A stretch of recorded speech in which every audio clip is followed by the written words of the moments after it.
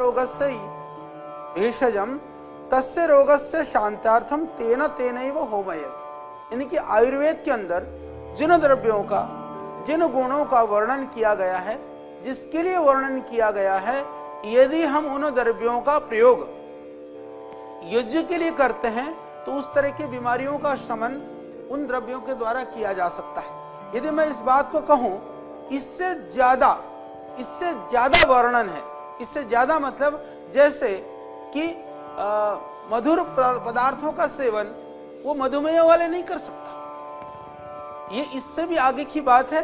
परंतु यदि मधुर पदार्थ, यदि आप शक्कर डालते हैं तो आप उससे मधुमेह में लाभ पाते हैं। यानी सूक्ष्म रूप से वह और दिव्य होकर के और कई गुणा होकर के वो हमको प्राप्त होता है। कोई कोलेस्ट्रॉल बढ़ा हुआ आदमी है, कोई मोटा आदमी है, वो घी का सेवन नहीं कर सकता। घृत सेवन से घृतमोही आयु, तो उससे मेद आदि की भी वृद्धि होती है। तो उस स्थिति में यदि आपका कोलेस्ट्रॉल बढ़ा हुआ है, यदि आप उस घृत की यज्ञ करते हैं, घृत से यज्ञ करते हैं, तो आयु की वृद्धि तो होगी क्योंकि घी का वह मुख्य गुण है, परंतु उससे मोटापा या उससे कोलेस्ट्रॉल नहीं बढ़ेगा। तो ये इसलिए क्योंकि वो सूक्ष्म होकर के हमारे शरीर के अंदर सीधा सीधा सा, क्योंकि वायु में जाकर के देखिए जो प्राण है, चाहे वह देह का प्राण है, चाहे दुनिया का जो हम देखते हैं, जो वायुमंडल में जो वायु है, वह मूलतः एक ही तत्व है। वायु तत्व जब देह में काम करता है तो वो प्राण तत्व कहलाता है। तो जब हम यज्ञ करते हैं तो पदार्थ, जब हम स्थूल रूप से जब किसी पदार्थ का ग्रहण करते हैं तो जा करके पहले वो रस, रक्त, मांस, मज्जा आदि जो प्रक्रिया है उसमें से गुजरते हुए वो जाकर के देह को पुष्ट करता है, यानी कि जाकर के प्राण को पुष्ट करता है। वो अन्नमय कोश के द्वारा तब प्राणमय कोश में प्रवेश करता है। परंतु जब हम यज्ञ करते हैं तो उसको अन्नमय कोश में प्रवेश नहीं कराना पड़ता पदार्थ को, वो सीधा सीधा सा हमारे प्राणमय कोश में चला जाता है। तो उसके साथ, क्योंकि वह एक जो प्रक्रिया है जो शरीर को भोजन के पाचन के द्वारा बाकी जो अन्नमय कोश का पूरा कार्य है वो नहीं करना पड़ता है उस पदार्थ के लिए, वह सीधा सीधा सा हमारे प्राणमय कोश में जाकर के वह कार्य करना शुरू कर देता है। यानी कि स्थूल आहार से भी ये सूक्ष्म आहार है, जो जितना सूक्ष्म आहार होता है उतना ही वह बलशाली होता है। तो हम यज्ञ करते हैं तो उस लाभ को जरूर प्राप्त कर सकते हैं। जब हम प्रतिदिन यज्ञ करते हैं अपने घर के अंदर, उसके विभिन्न लाभ प्राप्त होते हैं। उसमें से एक महत्वपूर्ण और विशेष लाभ हमें प्राप्त होता है। देखिए, हम जिस जीवन को वर्तमान में जी रहे हैं, यह जीवन हमें प्राप्त होता है अपने कर्माशयों के आधार पर। हम जो भी कर्म करते हैं उसे पुण्य और पाप रूप हमारा कर्माशय बनता है। उसी कर्माशय के आधार पे हमें जाति, आयु और भोग प्राप्त होते हैं। जाति मनुष्य, कीट, पतंग, पशु, पक्षी, कौन सी जाति में था। उसके बाद हमें मनुष्य जीवन तो मिल गया। मनुष्य जीवन के बाद अब आयु हमें कैसे मिल रही। एक व्यक्ति को देखे तो बाल्यावस्था, युवावस्था, किशोरावस्था में ही, युवावस्था में ही अपने जीवन को छोड़ देता है। मान लो उसमें भी हमें चिरकाल आयु मिल गई। उसके बाद मिलता है भोग। उस जीवन के अंदर मिलने वाली सुख सुविधाएं, माता पिता, गुरुजन, संपत्ति या उन्नति के फल अवसर से लेकर के सारी चीजें हम देखते हैं। एक व्यक्ति रात दिन मेहनत करता है, उसके बावजूद भी वो अपने बच्चों को नहीं पढ़ा पाता। एक व्यक्ति स्वास्थ्य के ऊपर इतना जागरूक होता है, उसके बाद भी बीमार हो जाता है। एक व्यक्ति को हम देखें कि बीमार हो जाए, मरणासन अवस्था में होता है, उसको दवाई के लिए कोई पूछने वाला नहीं। और एक व्यक्ति को हम देखें तो थोड़ा सा समय लगाता है, करोड़ों रुपए कमा लेता है। कोई विशेष नियमों का पालन विशेष नहीं करता है, फिर भी बीमार नहीं होता है। दो छींक भी आ जाए, पीछे 10 डॉक्टर खड़े होते हैं। ये क्यों वेरिएशन होता है, क्यों यह अंतर होता है?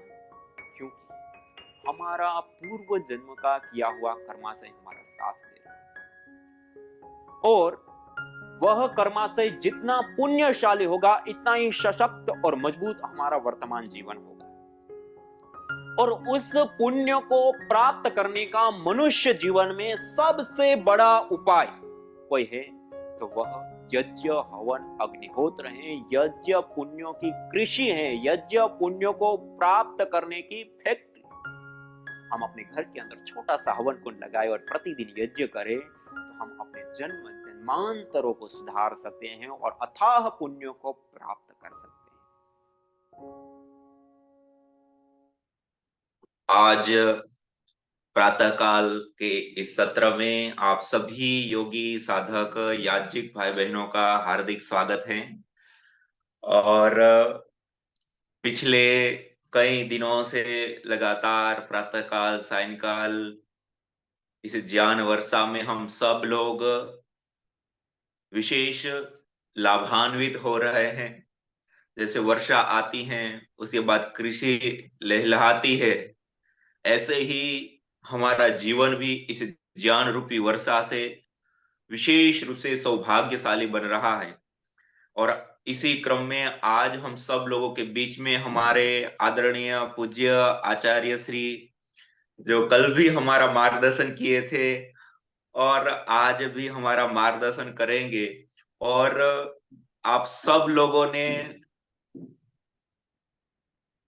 उनका जो व्याख्यान है उसके माध्यम से देखा होगा, सुना होगा। जो मैं आपको शुरुआत में कह रहा था कि आचार्य श्री का जो स्वयं का जीवन, उनका चिंतन, उनका वाणी व्यवहार कुशलताएं और उनका जो तप है, तो आप सब लोग इस तप को महसूस कर रहे होंगे। और कई लोग तो मैसेज में ग्रुप में भी जो बताते हैं तो उससे भी ये स्पष्ट होता है। तो आज फिर से मैं आचार्य श्री से निवेदन करना चाहूंगा कि आज हम सब लोगों को मार्गदर्शन प्रदान करें पूज्य आचार्य श्री अजय जी।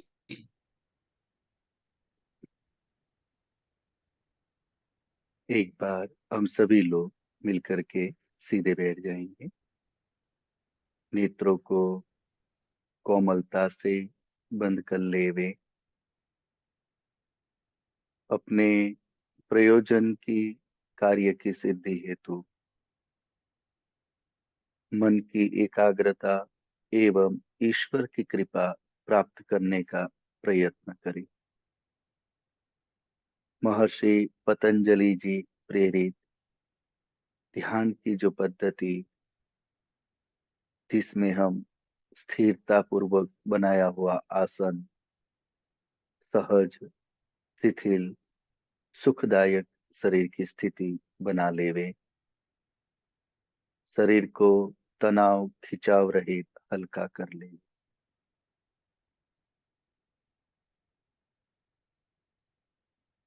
मन के अंदर की स्थिति का संपादन कर लेवे।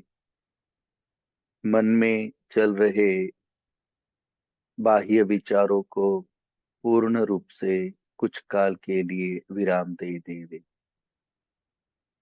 मन के स्वभाव के अनुरूप एक समय में किसी एक कार्य को करने का जो उसका स्वभाव है, उसे ध्यान में रखते हुए अपने प्रयोजन की ओर मन को एकाग्र रखने के लिए अन्य समस्त कार्य और विचारों को मन में विराम दे देंगे। मन में चल रहे किसी भी प्रकार के चिंता, तनाव, आलस्य, प्रमाद, खिन्नता आदि दोष हो तो उसे दूर कर ले। मन में अंधकार बनाए रखते हुए, शरीर को अनुकूल रखते हुए शांति का अनुभव करें। शांति का अनुभव करें। पूर्ण शांति। कोई शोर, उद्वेग, चिंता से रहित पूर्ण शांति।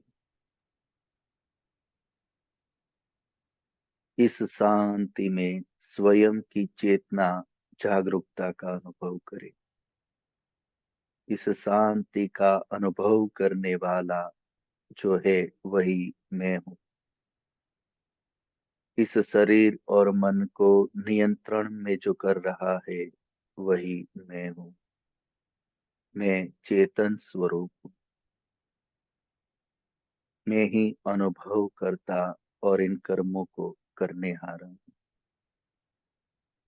मैं अपने जीवन में सुख, शांति, आनंद, प्रसन्नता, उन्नति को प्राप्त करना चाहता हूं और अन्यों को भी करवाना चाहता हूं। ये कार्य मेरा सिद्ध हो, सफल हो, सरलता से हो, शीघ्रता से हो। इस हेतु जो कुछ भी मुझ में न्यूनताएं, त्रुटियां या दोष है, वो शीघ्रता से दूर हो। और जो ज्ञान, विज्ञान, संस्कार और गुण मुझे अपेक्षित है, वो मुझे शीघ्रता से प्राप्त हो। इस कार्य को शीघ्रता से, उत्तम रीति से करने कराने हारा यदि कोई है, तो वो एकमात्र परमपिता परमेश्वर है।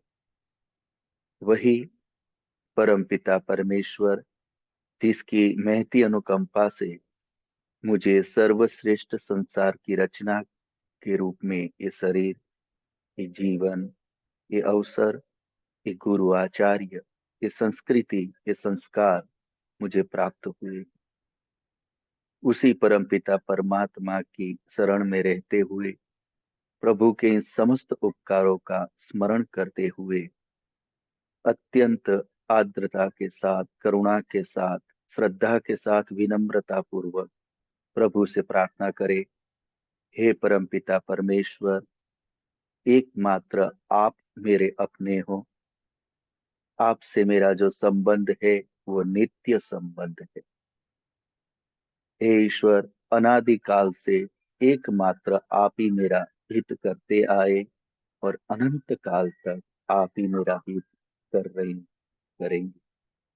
हे प्रभु, आप जानते हैं मैं अल्पज्ञ, अल्पशक्तिमान, अज्ञानी, अणुस्वरूप हूँ। मेरा सामर्थ्य बहुत ही न्यून है और जो कुछ भी है सो आपका दिया हुआ है। हे प्रभु, कृपा करके मेरी सहायता कीजिए, मेरा उद्धार कीजिए प्रभु, मेरा उद्धार कीजिए। आपकी कृपा, दया, सहायता के बिना इस जीवन का पूर्ण होना, संतुष्ट होना, सफल होना अत्यंत कठिन, दुष्कर है। हे प्रभु, मेरे जीवन को पूर्ण कीजिए, श्रेष्ठ कीजिए, सार्थक कीजिए। मेरे प्रयोजन को प्रभु सिद्ध कीजिए। ऐसी मैं आपसे वारंवार प्रार्थना करता हूँ। मेरी इस प्रार्थना को आप स्वीकार कीजिए, स्वीकार कीजिए।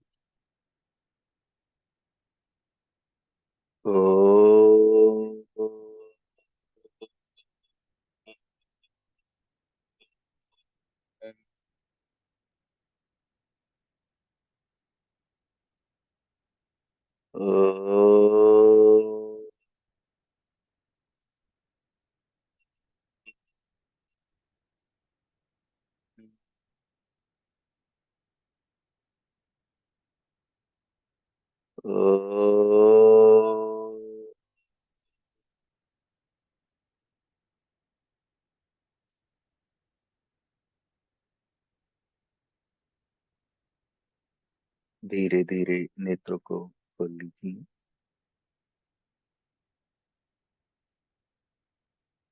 आज के इस वैदिक पुरोहित प्रशिक्षण के सत्र में उपस्थित श्रद्धेय आदरणीय स्वामी यज्ञदेव जी महाराज, उपस्थित अन्य विद्वज्जन, उपस्थित प्रशिक्षण ले रहे सभी महानुभाव, पिछले 2-3 दिनों से हम वैदिक पुरोहित से संबंधित कुछ व्यवहारिक, कुछ शास्त्रीय चिंतन करने का आज की परिस्थिति के अनुरूप प्रयास कर रहे हैं। उसी के अंतर्गत कुछ और बातें हम आज देखने का प्रयास करते हैं। तो कल हम एक बात देख रहे थे कि जिस प्रकार किसी व्यक्ति के पास यदि कोई डिग्री है, बहुत ही ऊंचे स्तर की पद है, कोई भी चीज है, ये सब होते हुए भी उस व्यक्ति का अच्छा हो जाना उससे सिद्ध नहीं होता। और जब दो चीजों की तुलना की जाए, व्यक्ति का पद या उसकी डिग्री या उसका धन या बल उसका होना, और दूसरी ओर उसका जो व्यवहार, उसका जीवन, उसका जो व्यक्तित्व का होना, उन दोनों की जब तुलना करेंगे तो हम उस व्यक्ति के विषय में जो निश्चय होगा, निर्णय होगा, वो उसके व्यक्तित्व के आधार पर ही हम करेंगे। तो व्यक्ति का जो व्यवहार है, आचरण है, वो प्रमुख है। मूल्य जो है वो उसके व्यवहार और आचरण का ही है। और उसी से क्या होता है, हमारे आपस के अंदर की जो श्रद्धाएं होती है, विश्वास होता है, प्रेम होता है, समर्पण होता है, ये सारे गुण उसी के ऊपर आश्रित रहते हैं, व्यक्ति के व्यवहार के ऊपर।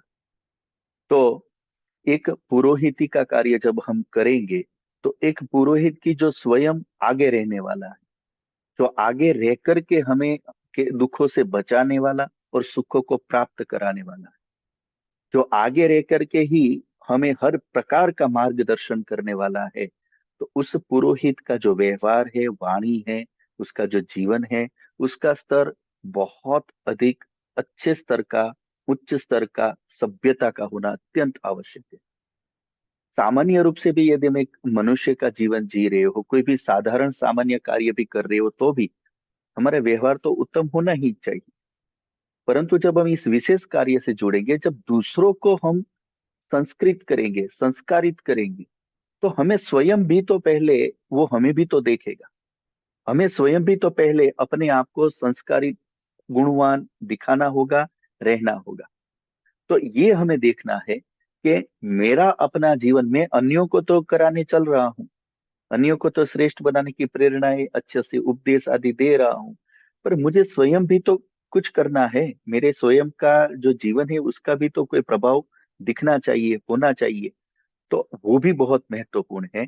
इसलिए पुरोहित के कार्य को सीखते सिखाते हुए, उसमें कुशलता प्राप्त करते हुए, साथ में अपने जीवन का निर्माण भी हम करते रहें।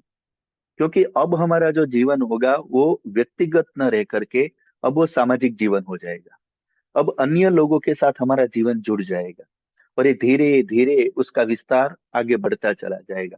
तो जितना इसका विस्तार होगा, उतना ही अधिक हमें उन गुणों को अपने जीवन में अपनाते जाना पड़ेगा। या यूं कह लीजिए, जितना अधिक हम इन गुणों को अपनाते जाएंगे, अपने आप हमारा विस्तार होता ही चला जाएगा। यानी जो श्रेष्ठ लोग है, सज्जन लोग है, धर्मात्मा है, विद्वान है, वो हमारे प्रति प्रीति, प्रेम, आशीर्वाद, सहयोग, ये उनका बनता ही चला जाएगा, और हमें जीवन में सफलता मिलती ही चली जाएगी। तो ये कार्य हमारे लिए बहुत लाभकारी हो सकता है, पर हमें उस तरीके से इसे देखना और स्वयं का निर्माण करना होगा। उसी के अंतर्गत कल हम कुछ बातें देख रहे थे कि जो वाग्भट जी ने कहा कि एक सूत्र यदि आ जाए तो अन्य सारे गुण हम में आ जाएंगे। स्वार्थ बुद्धि परार्थेषु पर्याप्तम इति सद्वृत्तम, ये सूत्र याद कर लीजिए, बहुत उत्तम है। क्योंकि जब हम दूसरे के हित का सोचने लग जाएंगे, दूसरे के बारे में जब सोचने लग जाएंगे, तो इससे लाभ क्या होगा, अन्य सारे सद्गुण जो एक एक हमें अपनाने पड़ते, एक एक सद्गुण की आदत डालनी पड़ती, उसकी जगह क्या होगा, सारे सद्गुण एक साथ अपने अंदर आने चालू हो जाएंगे। हमें इनके लिए अलग अलग प्रयत्न नहीं करना पड़ेगा। क्योंकि जब हम स्वार्थी बन जाते हैं, केवल अपना ही हित सोचने लगते, तब हम पशुता की ओर चले जाते हैं। और तभी हम में क्या होता है, सारे दुर्गुण, काम, क्रोध, लालच, लोभ, ईर्ष्या, द्वेष, ये बढ़ने लगते हैं। पर यदि हम परार्थ में स्वार्थ बुद्धि ले जाते कि जैसा मैं अपने लिए चाहता हूं वैसा ही इनके लिए भी होना चाहिए, मैं भी प्रयत्न करूं, जैसे मैं अपने लिए प्रयत्न करता हूं वैसा ही प्रयत्न मैं सामने वाले के लिए भी करूं। तो ये भावना से जब हम प्रवृत्त होंगे, घर से शुरुआत कर सकते, अपने परिवार के, अपने पत्नी, पुत्र, माता पिता, भाई बहन, गुरु, आचार्य, मित्र, अड़ोस पड़ोस, आप प्रयत्न कीजिए। जैसे जैसे आप दूसरों में, दूसरों के साथ अपने समान, यानी जैसे अपने लिए प्रयत्न करना वैसा दूसरे के लिए जब करना चालू कर देंगे, तो उसे लगने लगेगा कि बड़े ही विचित्र व्यक्ति है, बड़े अद्भुत व्यक्ति है, बड़े प्यारे व्यक्ति है। ये देखो तो सही कि आप हमारे लिए कितना कर रहे, कितना कर रहे, वो हमारे प्रति नतमस्तक हो जाएगा। तो ये प्रयत्न करना पड़ेगा, अभ्यास करना पड़ेगा। तो दूसरों के लिए जब भी करें, देखो गुण और दुर्गुण सब में रहेंगे, कोई व्यक्ति हमें सर्वगुण संपन्न नहीं मिलेगा, ये लिख लीजिए आप, ये लिख लीजिए। हम मनुष्य हैं, हम अल्पज्य हैं, हम में दोष न्यूनताएं रहेगी ही रहेगी। अब किसी के हम एक दो दोषों को देख करके, दो पांच दोषों को देख करके उसके हजार गुणों का त्याग कर दे तो कोई बुद्धिमत्ता तो नहीं होगी। सत्य को स्वीकार रखते हुए, दोष अपनी जगह है, गुण अपनी जगह है, हमारा प्रयोजन गुणों से है, तो उन गुणों को ध्यान में रखते हुए उनके प्रति वो सम्मानजनक व्यवहार, वो आत्मवत व्यवहार यदि हम करेंगे, उसका अलग प्रभाव पड़ेगा। और जितने उनमें दोष हो सकते उससे हम बचे, नियंत्रित रखें या उनको हम स्पष्ट करें। तो जितने गुण हैं उसके अनुरूप तो उनके साथ हम तालमेल बनाएं, उतना उनका हम सम्मान रखें। तो इस प्रकार जब यदि हम ये दोनों विवेक पूर्वक उनमें ये भेद करके और उसके अनुरूप यथा योग्य जब हम व्यवहार करेंगे, तो उसका बहुत उत्तम प्रभाव शत्रु पे भी पड़ेगा। ऋषियों का कहना है हमारे उत्तम व्यवहार का प्रभाव शत्रुओं पर भी पड़ता है। तो सामान्य व्यक्ति की तो बात ही बड़ी दूर है। तो आत्मवत व्यवहार का बहुत अपना एक महत्व है। और जितने भी श्रेष्ठ पुरुष समाज के हुए हैं, ये जो संवेदनशील थे, जो दूसरों के प्रति बहुत संवेदनाएं रखते थे, वही महान हुए हैं, वही श्रेष्ठ हुए हैं, वही सफल हुए हैं। और उन्होंने ही इतिहास बनाया है, जिन्होंने दूसरों के लिए आत्मवत अपने आप को अनुभव किया है। इसलिए ये सूत्र एक पुरोहित के रूप में दिल में बिठा दे, मैं दूसरे का हित करने अपने समान चला हूं। ये बात यदि हमारे अंदर बनी रहेगी तो क्या होगा, हमारे अंदर अन्य सारे गुण कब आ जाएंगे हमें पता भी नहीं चलेगा। लोग हमें कहेंगे आप में तो ये गुण है, ये गुण है, ये गुण है, तब हमें पता चलेगा अच्छा मैं ऐसा भी तो करता हूँ, अच्छा मुझ में ये बात भी है। ऐसा चमत्कार होता है, ये देखा जा सकता है। तो एक ये वाला बिंदु हम अपने जीवन में ध्यान में रखें। उसके बाद दूसरी जो बात है, सामान्य जीवन में भी और व्यवहारिक जीवन में भी हम सबका एक स्वभाव है। हम सब जानते हैं कि 3 प्रकार की वित्तेषणा शास्त्रों में कही जाती है। पुत्रेषणा, वित्तेषणा, लोकेषणा, ये शास्त्रों में कही जाती है। और हम सब इससे परिचित भी है। ये तीनों हम में बराबर बनी रहती है, चाहे कोई भी व्यक्ति किसी भी स्तर पे चला जाए, ये तीनों ऐषणाएं व्यक्ति में बराबर बनी रहती है। और इसमें भी जब लोकेशनाएं बहुत ऊंचे स्तर की है, मतलब उसकी इच्छा, इसकी कामना से छूटना अधिक कठिन है। हर व्यक्ति गरीब से गरीब होगा, कमजोर से कमजोर होगा, दुष्ट से दुष्ट होगा, पर अपना सम्मान चाहेगा। ऐसा कोई नहीं मिलेगा जो ऐसा सोचता हो मेरा मान ना हो, कोई दिक्कत नहीं। मान की भावना, सम्मान की, ये हमारा स्वभाव है, स्वभाव है। और ये कोई बुरी चीज नहीं है। सम्मान चाहना कोई गलत बात नहीं है, पर अनैतिक रूप से, अनधिकार की चेष्टा करते हुए या गलत प्रकार से और है उससे अधिक हर जगह पे इस प्रकार असभ्यता पूर्वक यदि हम सम्मान की कामना करने लग जाए तो बहुत भद्दा लगता है, बहुत बुरा लगता है। सम्मान की जगह क्या होता है, उल्टा खाई में चले जाता है, उल्टा पूरा बेकार हो जाता है, आदमी कचरा हो जाता है। बना बनाया विद्वान होते हुए भी वो कचरा हो सकता है। तो ये सम्मान की जो भावना है, ये स्वाभाविक है और हम सब में बराबर होती है। और इससे छूटना भी बहुत कठिन है। तो जब हम इस प्रकार के कार्य को करने जाएंगे, तो यहाँ पे क्या होता है, दोनों प्रकार के लोग मिलेंगे। ज्यादातर लोग तो क्या होगा, हमें सम्मान बहुत देंगे, मान बहुत देंगे, चरण स्पर्श करेंगे, आशीर्वाद मांगेंगे, बड़े प्रेम से देखेंगे, हमें उपहार देंगे।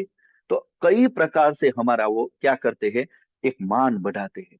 अब क्या होता है, एक बार, दो बार, 5 बार, 7 बार इस प्रकार का अभ्यास बनता चला गया, हम इस प्रकार का अभ्यास करते चले गए, धीरे धीरे हमारे अंदर एक आदत बन जाती है। क्या, सम्मान लेने की।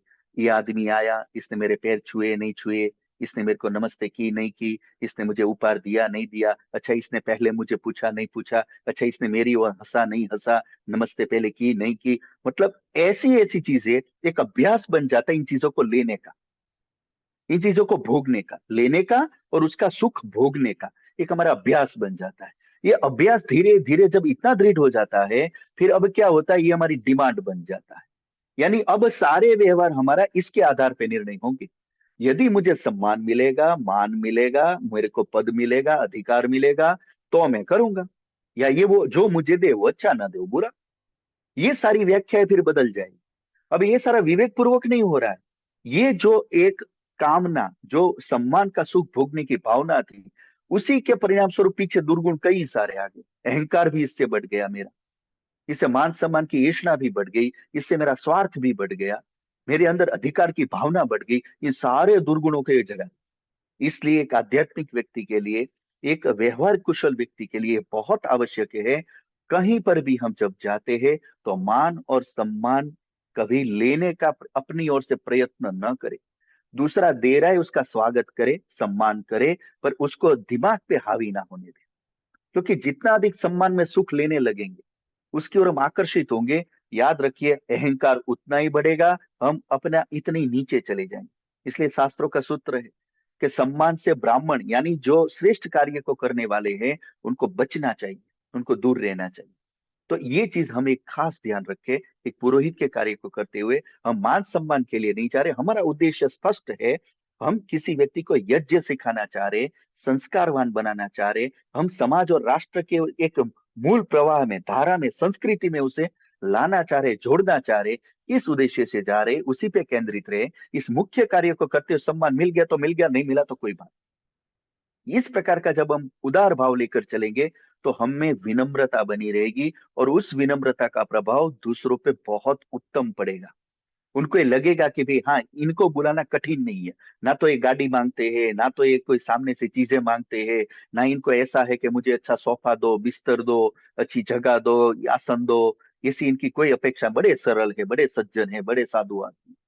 ये लोगों के ऊपर प्रभाव जाएगा तो लोगों को क्या होगा, इससे हमारे साथ व्यवहार करने में सहजता रहेगी, सरलता रहेगी। वो खुलकर व्यवहार कर पाएंगे हमसे, आत्मवत एक परिवार के सदस्य की तरह व्यवहार कर पाएंगे। नहीं तो हम बहुत ऊपर चले जाएंगे और उनको भी कई चीजें फिर हमारी क्या होगी, अधिक कठोर प्रतीत होने लगी। तो इस बात का एक विशेष हमें अपने व्यवहार में ध्यान रखना चाहिए। दूसरा जो है वाणी का व्यवहार, क्योंकि सारे व्यवहार हमारे वाणी से ही चलने।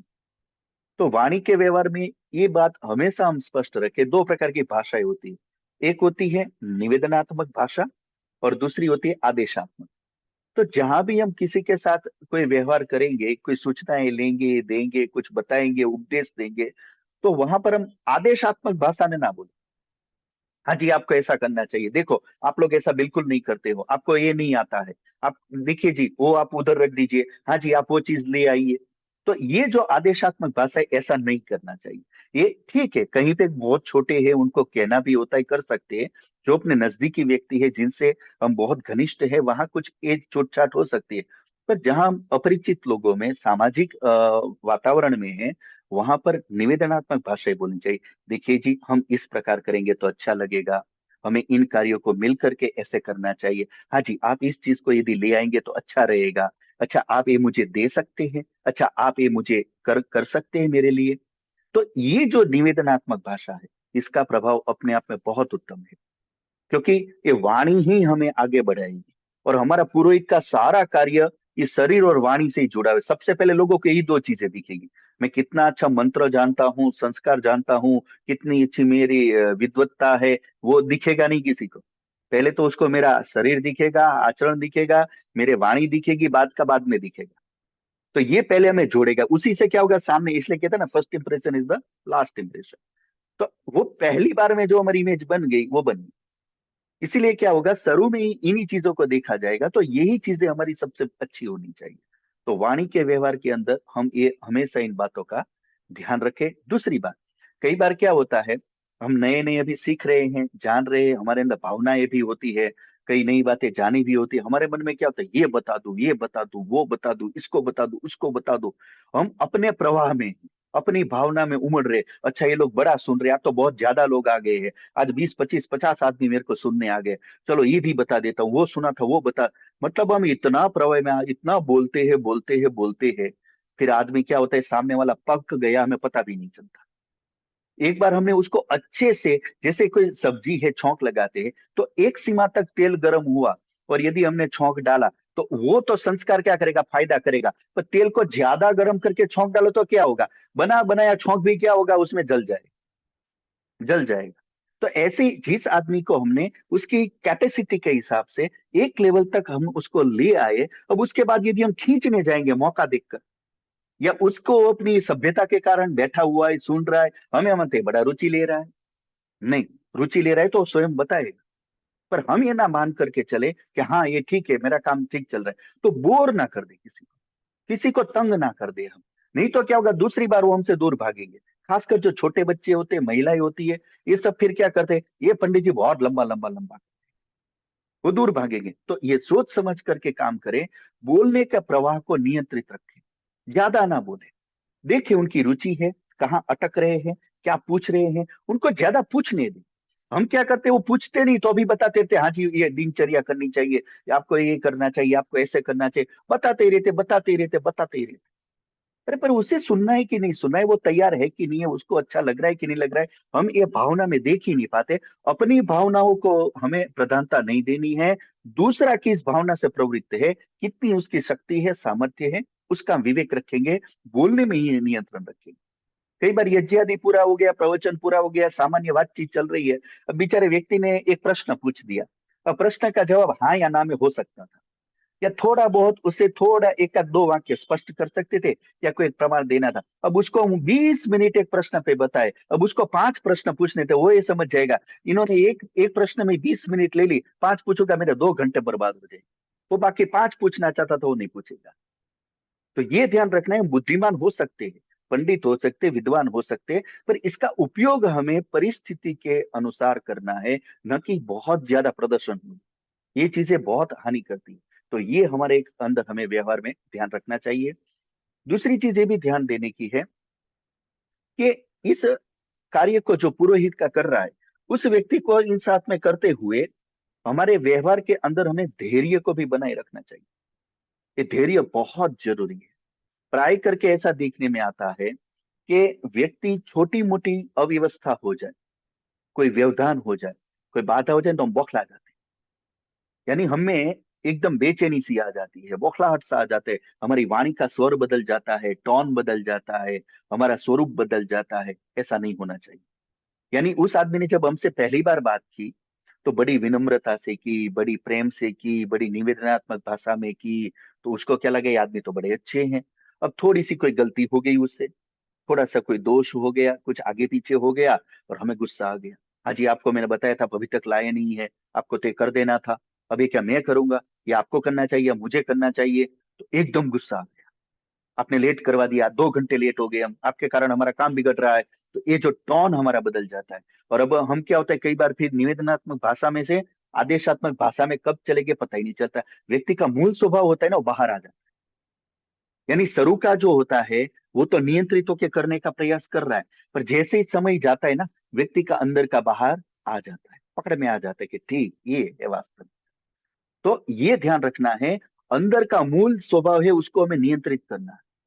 जो कठोरता का, शीघ्रता का, या मान लो क्रोध का, या चंचलता का, बेचैनी का, बौखलाहट का, ये हमारा स्वाभाविक स्वभाव, उसको तो नियंत्रित करना है, अभ्यास करना होगा। वहां किसी भी परिस्थिति में भी धैर्य को बनाए रखना है। मेरा अपना ही अनुभव बता, मैं सोनीपत में जब था तो उत्सव चल रहा था समाज का, एक अपने डॉक्टर धर्मवीर जी आचार्य जी हमारे हुआ करते थे, वो पधारे थे प्रसंग में। बिल्कुल नए वस्त्र पहने हुए थे, और बिल्कुल उनको मंच पे पहुंचना था, बिल्कुल मंच पे पहुंचना था, 2 मिनट बाकी थी। और मैं भावुकता में, बड़ी प्रसन्नता में, उत्साह में पानी का गिलास ट्रे में लेकर गया, और जैसे ही उनको देने गया, गिलास ट्रे में से उलट के सीधा उनकी गोद में उनके सारे वस्त्र गीले कर दिए, और ठंडी के दिन पूरे वस्त्र उनके गीले कर दिए। और जब उनका ये स्थिति देखी, मुझे स्वयं भी बहुत लज्जा आई, मैंने पैर पकड़ के माफी मांगी। मैंने कहा तुमने गड़बड़ कर दी, बहुत बुरी, दुख हुआ बाद में। पर आचार्य जी की जो प्रतिक्रिया थी जबरदस्त, वो बड़े प्रेम से हंसे और क्या बोले, अच्छा है, अच्छा है, बढ़िया, ठंडा है, अच्छा लगा, बहुत अच्छा, बहुत अच्छा। ये प्रतिक्रिया उनकी थी। यानी मुझे बिल्कुल वो उन्होंने देखा कि जानबूझकर नहीं किया है, अनजाने में हुआ है। और उन्होंने ये भी देखा मंच पे जाने कपड़े गीले हैं, और वो मुख्य वक्ता है, पर फिर भी जो प्रतिक्रिया कितनी सहजता से, ये चीज। तो कभी भी किन्हीं भी विकट परिस्थिति में कुछ व्यवधान आ जाए, कोई असभ्यता कोई कर देता है, कोई ये कर देता है, हम उसमें धीरज रखे, शांति रखे, और अपने आप को नियंत्रित करेंगे। ये भी एक बहुत बड़ा तप है, और इससे भी हमें बहुत अधिक लाभ होगा। तो ये भी हमें एक पुरोहित के रूप में, एक घर में भी काम आएगा, एक परिवार में भी हमें व्यवहार काम आएगा। ये हम सभी को करना होता है। तो इस व्यवहार का भी अपने आप में क्या है, प्रभाव है। और एक विशेष चीज कि हमें दूसरों के साथ व्यवहार में छोटे बड़े का है बहुत ध्यान रखना। ये हमेशा ध्यान रखें, अपने परिवार से ये अभ्यास डाल दें। छोटे बड़ों का जो है वो हमें बहुत अधिक ध्यान देना है। बड़ों का सम्मान होना ही होना चाहिए, चाहे वो आयु में बड़े हैं, पद में बड़े हैं, धन में बड़े हैं, परिवार में बड़े हैं, वो व्यवहार में बड़े हैं, किसी भी स्वरूप में, विद्या में बड़े हैं, धर्म में बड़े, किसी भी स्वरूप में जो हमसे बड़ा है, आयु में चाहे छोटा भी हो, वो गुणों में बड़ा हो, सम्मान उसका यथा योग्य करें। बड़ों का सम्मान होना चाहिए। ये नहीं है कि मैं कुछ बड़ा बन गया, अब कोई बड़ी आयु वाला है तो मैं उसको नीचा दिखाऊं, उसके सामने कैसी भी भाषा में बात करूं, या उसको आदेशात्मक भाषा में बात करूं। ये नहीं होना चाहिए। बड़ों के सामने हम सुव्यवस्थित बैठे उठे, उनकी अनुमति से जो भी कार्य करना हो करे, तो स्वच्छंदी न बने हम उसमें।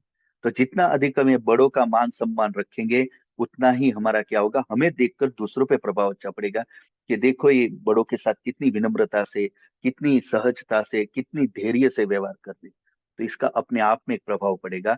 तो हमें दूसरों के साथ व्यवहार करने में, बड़ों के साथ विशेषकर, ये खास ध्यान रखना। तो इसी प्रकार की कई ऐसी बातें हैं। पर आर्य समाज का एक नियम है, 7 10 नियम में से एक 7वां नियम है। ये नियम इस पूरे व्यवहार की व्याख्या को बांध देता है। यदि ये सूत्र भी हम में आ गया तो व्यवहार में हम परफेक्ट हो जाएंगे। सबके साथ प्रीति पूर्वक, धर्म अनुसार, यथा योग्य वर्तना चाहिए, व्यवहार करना चाहिए। 3 चीजें बताई। सबके साथ, सबके साथ, सबके साथ प्रीति पूर्वक, धर्म अनुसार, यथा योग्य व्यवहार करना चाहिए। तो यथा योग्य तो कहा ही, पर यथा योग्य से पहले 2 बातें जोड़ दी। वो यथा योग्य में 2 चीजें होनी चाहिए। क्या होना चाहिए उसमें? प्रीति यानी कि प्रेम पूर्वक, प्रेम अर्थात बिना द्वेष के, बिना द्वेष के, बिना बैर के, बिना क्रोध के, बिना कठोरता के, प्रीति पूर्वक। और फिर क्या कहा? धर्म अनुसार, यानी बिना छल कपट के, बिना अन्याय के, बिना पक्षपात के, धर्म पूर्वक, यथा योग्य। यथा योग्य की छूट है। एक आतंकवादी आएगा तो उसे गोली मारी ही जाएगी, पक्की बात है, नहीं छोड़ा जा सकता उसे, बल्कि छोड़ना दोष हो जाएगा, ये यथा योग्य है। पर उसमें 2 चीजें जोड़ी दी गई, इसलिए नहीं कि ये ऐसा है, वैसा है, इसका है, उसका है ना। ये धर्म का नियम है, धर्म पूर्वक है। और ये प्रीति पूर्वक, यानी बिना द्वेष के किया जाएगा, कर्तव्य के रूप में किया जाएगा, कर्तव्य के रूप में। इसलिए हमारे गुरुकुल के अंदर हमारे जो स्वामी सत्यपति जी महाराज का एक उदाहरण दिया जाता है। मान लो कोई बिच्छू निकला, तो हम क्या करेंगे? तुरंत बिच्छू को मारेंगे। तो बिच्छू को कैसे मारेंगे? थोड़ा गुस्सा आ जाएगा ना, डंडा लेंगे और इसको ऐसे करके हम चाहेंगे कि इसको मचड़ दूं पूरा। तो अब इसमें क्या काम कर रहा है? यथा योग्य तो ठीक है कि भाई चलो बिच्छू को हम बचा नहीं पा रहे, यानी निकाल सकते तो निकाल देना चाहिए था, नहीं मारना चाहिए था। पर स्थिति ऐसी है कि उसको मारना पड़ेगा। तो मारना यथा योग्य हो गया। अब उस स्थिति में जहां हम करने न करने में विवश हो गए, वहां मारा जा सकता है। तो वहां मान लो उसको मार तो रहे, पर मार कैसे रहे उसमें? तो द्वेष पूर्वक, हमारे अंदर द्वेष हो, मार दूंगा सब, ऐसे कैसे घुस गया, आता तो मुझे काट लेता, ये कर देता, वो कर देता, ये द्वेष। द्वेष पूर्वक नहीं करना।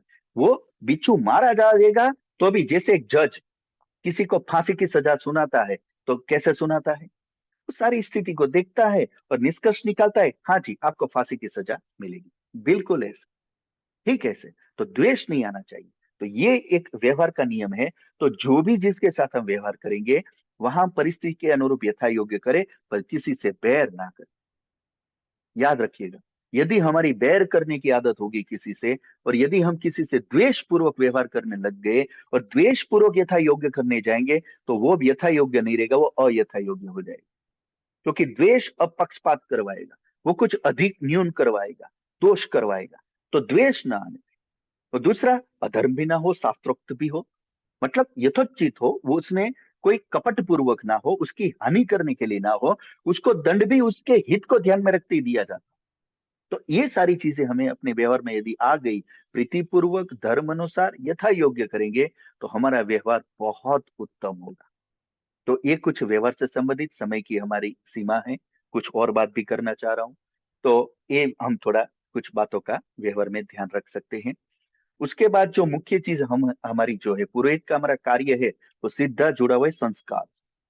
संस्कार, संस्कार शब्द से हम सभी परिचित हैं। तो संस्कार के विषय में संस्कृत में एक उक्ति है कि संस्कृतम सूप। सूप यानी दाल। दाल कौन सी अच्छी होगी? तो कहा जो छौंक लगी हुई, जो संस्कार की हुई है, वो दाल सुंदर लगती है, वो स्वादिष्ट लगती है, मीठी लगती है, और वो सुंदर भी दिखती है, और वो सुपाच्य भी होती है और वो सुवर्धक भी होती है। तो वो दाल कि जो संस्कृत की हुई हमें स्वादिष्ट लगती है, यदि बिना संस्कार की हुई छौंक लगाई हुई दाल हमें देंगे तो क्या लगेगा, मैं कोई बीमार हूँ, रोगी हूँ, मैं कोई बूढ़ा हो गया हूँ, या ये कैसी दाल बना दी, क्या बनाना नहीं आता है, वो दाल मुंह में भी नहीं जाएगी। उबली हुई दाल खाली मुंह में भी नहीं जाएंगी। पर हम जानते हैं कि जितना सुंदर और अच्छी तरीके से किसी ने छौंक किया तो हम तुरंत पूछेंगे, दाल बढ़िया बनी, किसने बनाई दाल, अब क्या डालते हो, कैसे करते हो, ये किस प्रकार हुआ। तो ये हमें क्यों अच्छा लग रहा है, संस्कार। चीज वही की वही है, पर उन पदार्थों में, उसी दाल में, उसी पानी में, उसी नमक मिर्च मसाले में यदि छौंक न डालते तो वो चीज उतनी सुंदर नहीं लगती, उतनी स्वादिष्ट नहीं लगती। केवल एक, आप कितनी दाल है उसमें थोड़ा सा छौंक डाल दिया, पूरी दाल सुगंधित हो गई। तो बस ऐसे ही है जीवन के हर व्यवहार के अंदर, हर कार्य के अंदर हमें थोड़ा सा ही सभ्यता का ध्यान रखना है। हमें थोड़ा सा ही उसके अंदर क्या करते हैं, विवेक रखना है, हमें थोड़ी सी उसमें सावधानी रखनी है। वो पूरे व्यवहार को क्या करती है, हमारे सुंदर बना देती है, पूरे कार्य को क्या करती है, उत्तम बना देती है। जैसे थोड़ा सा छौंक बड़ी सी दाल को एकदम सुगंधित बना देता है, ठीक ऐसे ही व्यवहार में छोटी छोटी बातें हमारे पूरे व्यवहार को सुंदर बना देती है। तो संस्कार का अर्थ ही यही है, किसी भी पदार्थ को जो गुण रखता है उन गुणों को और बढ़ाना हो, या जो कोई पदार्थ ऐसा है कि जिसमें कोई आधापन है और उसे पूर्ण करना है, या कोई पूर्ण है पर सोने पे सुहागा, उसको और गुण उसमें वृद्धि करनी है, तो इन चीजों को करने के लिए हमें क्या चाहिए, संस्कार। बिना संस्कार के नहीं होगा। जिस प्रकार हमें छौंक लगाते हैं, सब्जी का संस्कार होता है, ऐसे बर्तन भी तो धोते हैं। ये बर्तन धोना क्या है, जो हम भोजन करने के बाद बर्तन धोते हैं, या जो कई दिन से पड़े उन बर्तनों को धो करके हम क्या करते हैं, उस बर्तन को संस्कारित कर रहे हैं, उसको हम क्या कर रहे हैं, शुद्ध कर रहे हैं। शुद्ध करना यानी गुणों की वृद्धि करना। गुणों की वृद्धि करने का मतलब संस्कार करना। हम अपने वस्त्र है ये धोकर क्या कर रहे हैं, उसका संस्कार कर रहे हैं, प्रेस कर रहे हैं। ये प्रेस क्या है, ये वस्त्र को हम क्या करें, और सुंदर बना रहे, ये संस्कार कर। तो ये हमारे व्यवहार के अंदर जितनी भी व्यवहार अभी चल रहे हैं, जो स्वास्थ्य हमें मिल रहा है, जो कुछ हमें सुविधाएं मिल रही है, व्यवस्थाएं मिल रही है, और जो कई प्रकार के व्यवहारिक पदार्थों से और व्यवस्थाओं से जो सुख मिल रहा है, ये इसीलिए मिल रहा है, उन सब के पीछे संस्कार का काम चल रहा है। यदि ये संस्कार न किए जा रहे होते तो ये व्यवस्था ही नहीं होती। ये व्यवस्था ही नहीं होती तो उसका लाभ हमें नहीं मिलता। तो ये जितने भी लाभान्वित हम हो रहे हैं, जितने भी पदार्थों से और व्यवहारों से और व्यवस्था से, मैं बार बार बोल रहा हूं व्यवस्था, इस संस्कार के कारण। इसके पीछे कोई ना कोई उसको सुव्यवस्थित कर रहा है, जो भी कर रहा है वो गुण बढ़ा रहा है, वो संस्कार करना, ये व्यवहारिक संस्कार है पूरा। तो जहां संस्कार होगा वहां पे पूर्णता, वहां पे शुद्धता, वहां पे व्यवस्था, वहां पे लाभ होगा ही होगा। और इसका उल्टा कर दो, यदि दाल को संस्कारित नहीं किया गया तो कैसी होगी, कपड़ों को धोया नहीं गया तो कैसे होंगे, बर्तन धोए नहीं है तो कैसे होंगे, रास्ते, गाड़ी तो बढ़िया बनाई है पर रास्ते ठीक नहीं है तो उस गाड़ी का क्या लाभ होगा।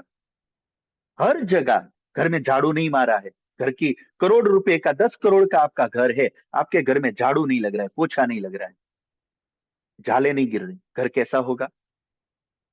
तो संस्कार का मतलब ही यही है, विकार को दूर कर देना या विकार से दूर रखना, और जो अधूरा है उसको पूरा कर देना, पूरा है उसके गुणों में और बढ़ा देना, इसी का नाम क्या है, संस्कार। तो ये संस्कार जितने हो रहे उतना का तो लाभ हमें मिल ही रहा है, पर क्या जीवन में हमें सारा लाभ ही लाभ मिल रहा है, क्या हम जितने संतुष्ट, जितने स्वस्थ होने चाहिए उतने हैं, क्या हम जितने संतुष्ट होने चाहिए उतने हैं, नहीं है। इसका मतलब क्या हुआ, हमें कई अभी ऐसी चीजें हो सकती है जिसके कारण क्या है, हमारे जीवन में कुछ कष्ट भी है, दुख भी है, पीड़ा भी है, बाधा भी है, अभाव भी है। ये सारा संस्कारों की कमी के कारण है, संस्कारों की कमी के कारण।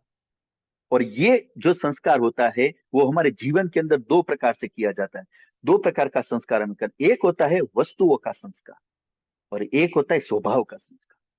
यानी हमारे जीवन के साथ दो चीजें जुड़ी, एक हमारा स्वभाव और दूसरा जिन पदार्थों से हम व्यवहार करेंगे वो सारे पदार्थ, उन पदार्थों को भी संस्कारित करना होगा और इस स्वभाव को भी संस्कारित करना होगा। ये दोनों जब संस्कारित होंगे तब उस संस्कार उसका हमें पूरा पूरा लाभ मिलेगा। हमारे आचार्य जी एक बार एक परिवार में ऐसे ही संयोग से पधारे, वो और अपने मित्र। सोचा कि चलो अपने एक परिचित परिवार है वहां चले जाते हैं, तो वो ऐसे ही अकस्मात चलेंगे। तो उस परिवार में जो लोग थे वो उन्हें देखकर थोड़ा अचंभे में पड़ गए। बोले यार ऐसे कैसे आ गए? तो उसमें खुश खुश कर रहे थे आपस में। तो एक व्यक्ति ने बोला ये क्यों आए हैं? तो हमारे आचार्य जी ने बोला भाई सुन, हम क्यों आए मैं बताता हूँ।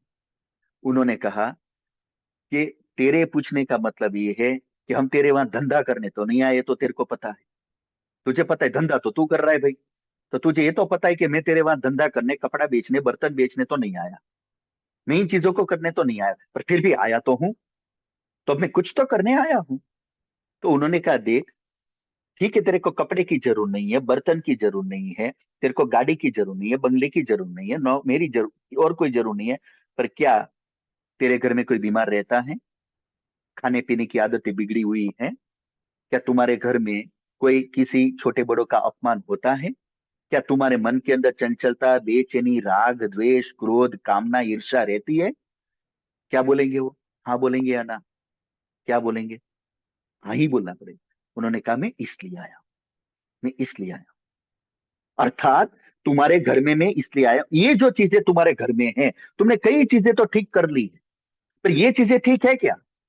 तुम्हारा स्वास्थ्य देखो, तुम्हारा आपस का पति पत्नी का, बच्चों का, बड़ों का व्यवहार देखो, तुम्हारे मन की स्थिति देखो, तुम्हारा लोगों के अंदर प्रभाव देखो, क्या ये ठीक है क्या? क्या इसमें किसी का पूर्ण मिलेगा, परफेक्ट मिलेगा? दोष मिलेंगे ही मिलेंगे। तो सीधी बात उन्होंने कहा ये इसीलिए है क्योंकि तुम्हारा संस्कार नहीं है, तुम्हारा संस्कार नहीं। मैं हम तुम्हारे उस संस्कार को करने आए, तुम्हें यही सिखाने आए। ये सिखाना ही तो संस्कार है। तो ये 16 संस्कार और कुछ नहीं है, ये हमें यही सिखाते, शरीर को कैसे स्वस्थ रखना है, हमें अपने स्वभाव को कैसे उत्तम बनाना है, हमें अपने व्यवहार को कैसे श्रेष्ठ बनाना है। इन्हीं को पूर्ण करने के लिए तो संस्कार है। तो कहने का मतलब ये है संस्कार का अपने आप में एक महत्व है। जितनी भी न्यूनता, त्रुटि या दोष है वो बिना संस्कार के दूर नहीं हो सकते।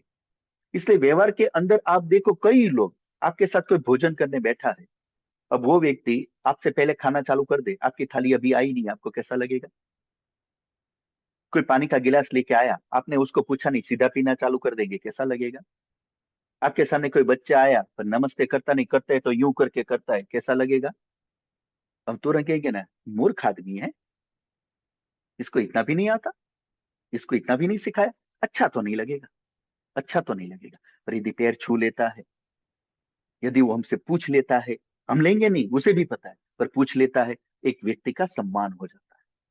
तो जो व्यक्ति ये चीज कर सकता है, करता है, वो संस्कारी है। इसलिए हम कहते हैं ना पैर छूता है, ये बड़ा संस्कारवान बेटा है। जब भी आते पैर छूता है, नमस्ते करता है, ये क्या है? ये संस्कार। तो संस्कार हमें क्या करेंगे? ऐसी चीज हमारे अंदर डाल देंगे, हमें ऐसा बना देंगे कि वो चीज सामने वाला नास्तिक भी होगा, मुसलमान भी होगा, चाहे ईसाई होगा, कोई भी होगा, और उसे अच्छा तो लगेगा। वो ये नहीं कह सकता कि मुझे बुरा लगा, ये नहीं कह सकता। कोई मनुष्य आपके, जो आपने संस्कारवान होके जो व्यवहार किया है, उस व्यवहार को, मानव का स्वभाव जो है उसको ध्यान में रख के संस्कार निर्धारित किए गए। तो उन संस्कारों को धारण करके जब हम व्यवहार करेंगे, तो उस व्यवहार का सामने वाले को सुख ही मिलेगा, उसका सम्मान ही बढ़ेगा। शिष्टाचार और कुछ नहीं है। सामने वाले के सम्मान को कर देने का नाम ही शिष्टाचार है, और वो शिष्टाचार केवल संस्कार वाला व्यक्ति कर सकता है। तो इन संस्कारों का अपने आप में बहुत महत्व है। और आजकल दुष्काल चल रहा है, सारे ही असभ्य बने बैठे हैं, बच्चों की हालत तो बहुत बुरी है, बिगाड़ा इन माता पिता वो नहीं है, और बहुत बुरी हालत है, मतलब पूरा खुला मैदान है। आज इन संस्कार की शिक्षा की बहुत आवश्यकता है। तो आपके सामने एक बहुत बड़ा फील्ड पड़ा हुआ है, बहुत बड़ा काम पड़ा हुआ है। तो इन चीजों को अधिक से अधिक जानने का, समझने का, लोगों के जीवन को उत्तम बनाने का, उनके जीवन को श्रेष्ठ बनाने का, कैसे आपस में सम्मान बढ़े, व्यवहार उत्तम हो, आत्मीयता बढ़े, लोगों के अंदर अच्छी व्यवस्थाएं हो, ये सारी चीजें लाने का काम हमें करना है। केवल 16 संस्कार तक सीमित नहीं रहना है। 16 संस्कार माध्यम बनेंगे और इसके माध्यम से काम ये करना। तो ये चीज यदि हम करेंगे तो इससे हमारा क्या होगा? एक अच्छा प्रभाव पड़ेगा। तो एक कुछ थोड़ा संस्कार के लिए प्रेरणात्मक बात थी। बाकी हमारे जो 16 संस्कार है आप जानते ही है। सबसे पहला हमारा आता है जात कर, माफ कीजिएगा, गर्भाधान संस्कार। तो गर्भ का आधान करना यानी गर्भ धारण करने के बाद नहीं होता, गर्भ धारण करने से पूर्व होता है। श्री कृष्ण महाराज जी ने 12 वर्ष तक, हम जैसे कहते रुक्मणी जी के साथ ब्रह्मचर्य का पालन किया और फिर प्रद्युम्न नाम का पुत्र प्राप्त किया। इतिहास में हमारे बड़ा ये उदाहरण प्रचलित है। तो कहने का मतलब है, एक किसान खेत में खेती सीधा जाके बीज नहीं बोता, बीज बोने से पहले की जो सारी सज्जा है वहां से उसकी किसानी चालू होती। तो ऐसे ही गर्भ में के अंदर बीज को स्थापित करने से पूर्व ही ब्रह्मचर्य का पालन है, उत्तम खान पान है, दिनचर्या है, अपने विकारों को नियंत्रित करना है, गुणों को बढ़ाना है, इन सारी चीजों को जो पहले से करने का प्रारंभ कर दिया जाता है। और ये कर करके अब ईश्वर के सामने पूरा बैठ करके दोनों योजना बना करके, पुत्र चाहिए पुत्री, अब निर्धारित हुआ पुत्र चाहिए। अब पुत्र भी कैसा चाहिए, क्षत्रिय बनाना चाहते, ब्राह्मण बनाना चाहते, वैश्य बनाना चाहते, वो सारा निर्धारित करके भावनाओं को समेट करके अब ईश्वर के सामने बैठ करके प्रभु से प्रार्थना करनी चाहिए कि हे परमपिता परमेश्वर, हम पति पत्नी अपने बुद्धि और सामर्थ्य के अनुसार पुरुषार्थ करने के उपरांत हम इस निष्कर्ष पर पहुंचे हैं कि हमें ऐसी संतान चाहिए।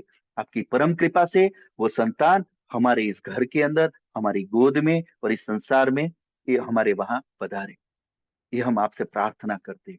इस भाव से जब गर्भाधान संस्कार व्यक्ति करता है तो क्या होगा, ईश्वर उसके अनुरूप हमें वो संतान देता है। पुत्र चाहिए तो पुत्र ही मिलेगा, पुत्री चाहिए तो पुत्र ही मिलेगी। ये पूरा विधान है शास्त्रों में, आयुर्वेद में, आप उसमें देखेंगे आपको पता चल जाएगा। इन संस्कारों के बारे में भी पुस्तकों में सारे विवरण दिए हुए, जब जब जो संस्कार करना हो आप उसमें पढ़ करके सारा करा सकते हैं। मैं थोड़ा प्रेरणात्मक, वैसे आपने हो सकता है जाना हुआ भी हो, तो जानकारी के दृष्टिकोण से बता रहा था, क्योंकि संसार के अंदर अनेक आत्माएं, देव भी है और दानव आत्माएं भी है, सारी प्रकार की आत्माएं।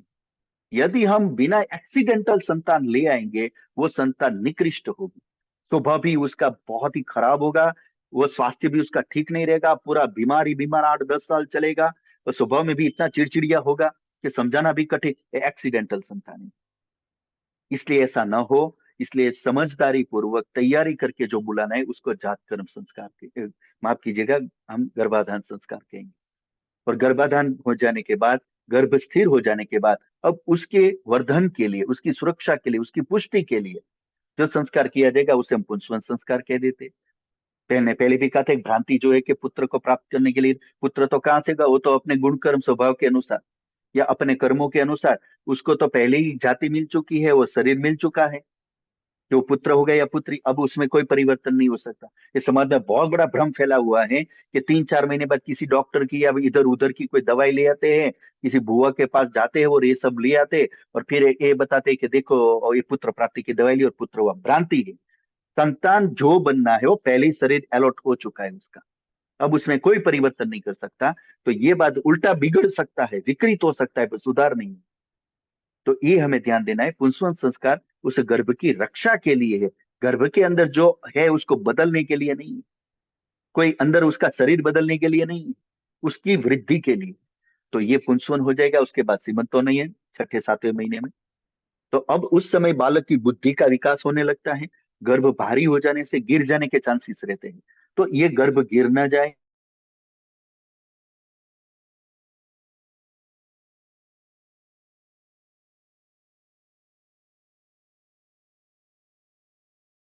दूध किस प्रकार का पिलाया जाए, कौन सी औषधियों का, जिससे बालक की बुद्धि तेज है, क्योंकि अब उसका ब्रेन बनना स्टार्ट हो रहा है, ये लास्ट में डेवलप हो। तो इन चीजों को ध्यान में रखते हुए पुंसवन, ये हमारा सीमंतोन्नयन संस्कार हो गया। ये 3 संस्कार तो गर्भ में हो गए। चौथा, जब उसका जन्म होगा, गर्भ में से धरती के ऊपर जब वो आएगा, आंख खोलेगा, तब उसका चौथा जात कर्म संस्कार होगा। जात कर्म संस्कार के अंदर भी पहले से ही उस समय की जो व्यवस्था है उसके अनुरूप, लगभग आजकल डॉक्टर अब इन बातों को समझ चुके हैं। नहीं तो पहले ठंडे पानी से बालक को नहला देते थे, कैसे भी बालक का शुद्धि कर देते थे, नाल को भी पूरा जड़ में से काट देते थे, पर अब ये नियम बदले हैं। तो नाल जो है उसकी अपनी माता के गर्भ से जुड़ी हुई जो है, उस नाड़ी को क्या करना होता है, उसको पूरा मूल में कस के बांध करके 5-6 उंगल छोड़ करके वहां से काटना होता है, जिससे उसके शरीर का रक्त है वो बाहर ना चला जाए।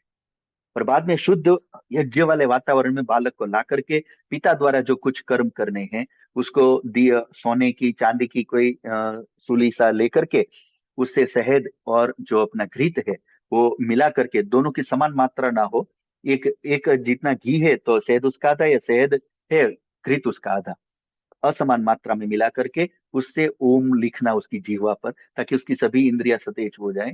तो इस लिए जो कर्म किया जाता है उसे हम कौन सा संस्कार कहते हैं? जात कर्म। उसके बाद आता है 11वें दिन से लेकर 101 दिन तक, एक वर्ष में या दूसरे वर्ष उसी तिथि के अनुसार उसका जो नामकरण करना चाहिए, जितना हो सके उतना नाम शीघ्रता से रख जाए, नहीं तो है ना पपलू मुन्ना टिक्कू मिक्कू पिक्कू पड़ जाता है। तो ये अच्छा यही है, पहले ही नाम सोच कर रखे। और नाम क्या हो, कोई हमें जरूर नहीं है कि जो हमारे मान लो कि राशि आई है उसके अनुसार यही रखा जाए, यही किया ना। आप उसको जो गुण देना चाहते, जैसे गुणवान बनाना चाहते, आपकी जो भावना है उसके अनुरूप उसको नाम दीजिए, वो चयन कीजिए।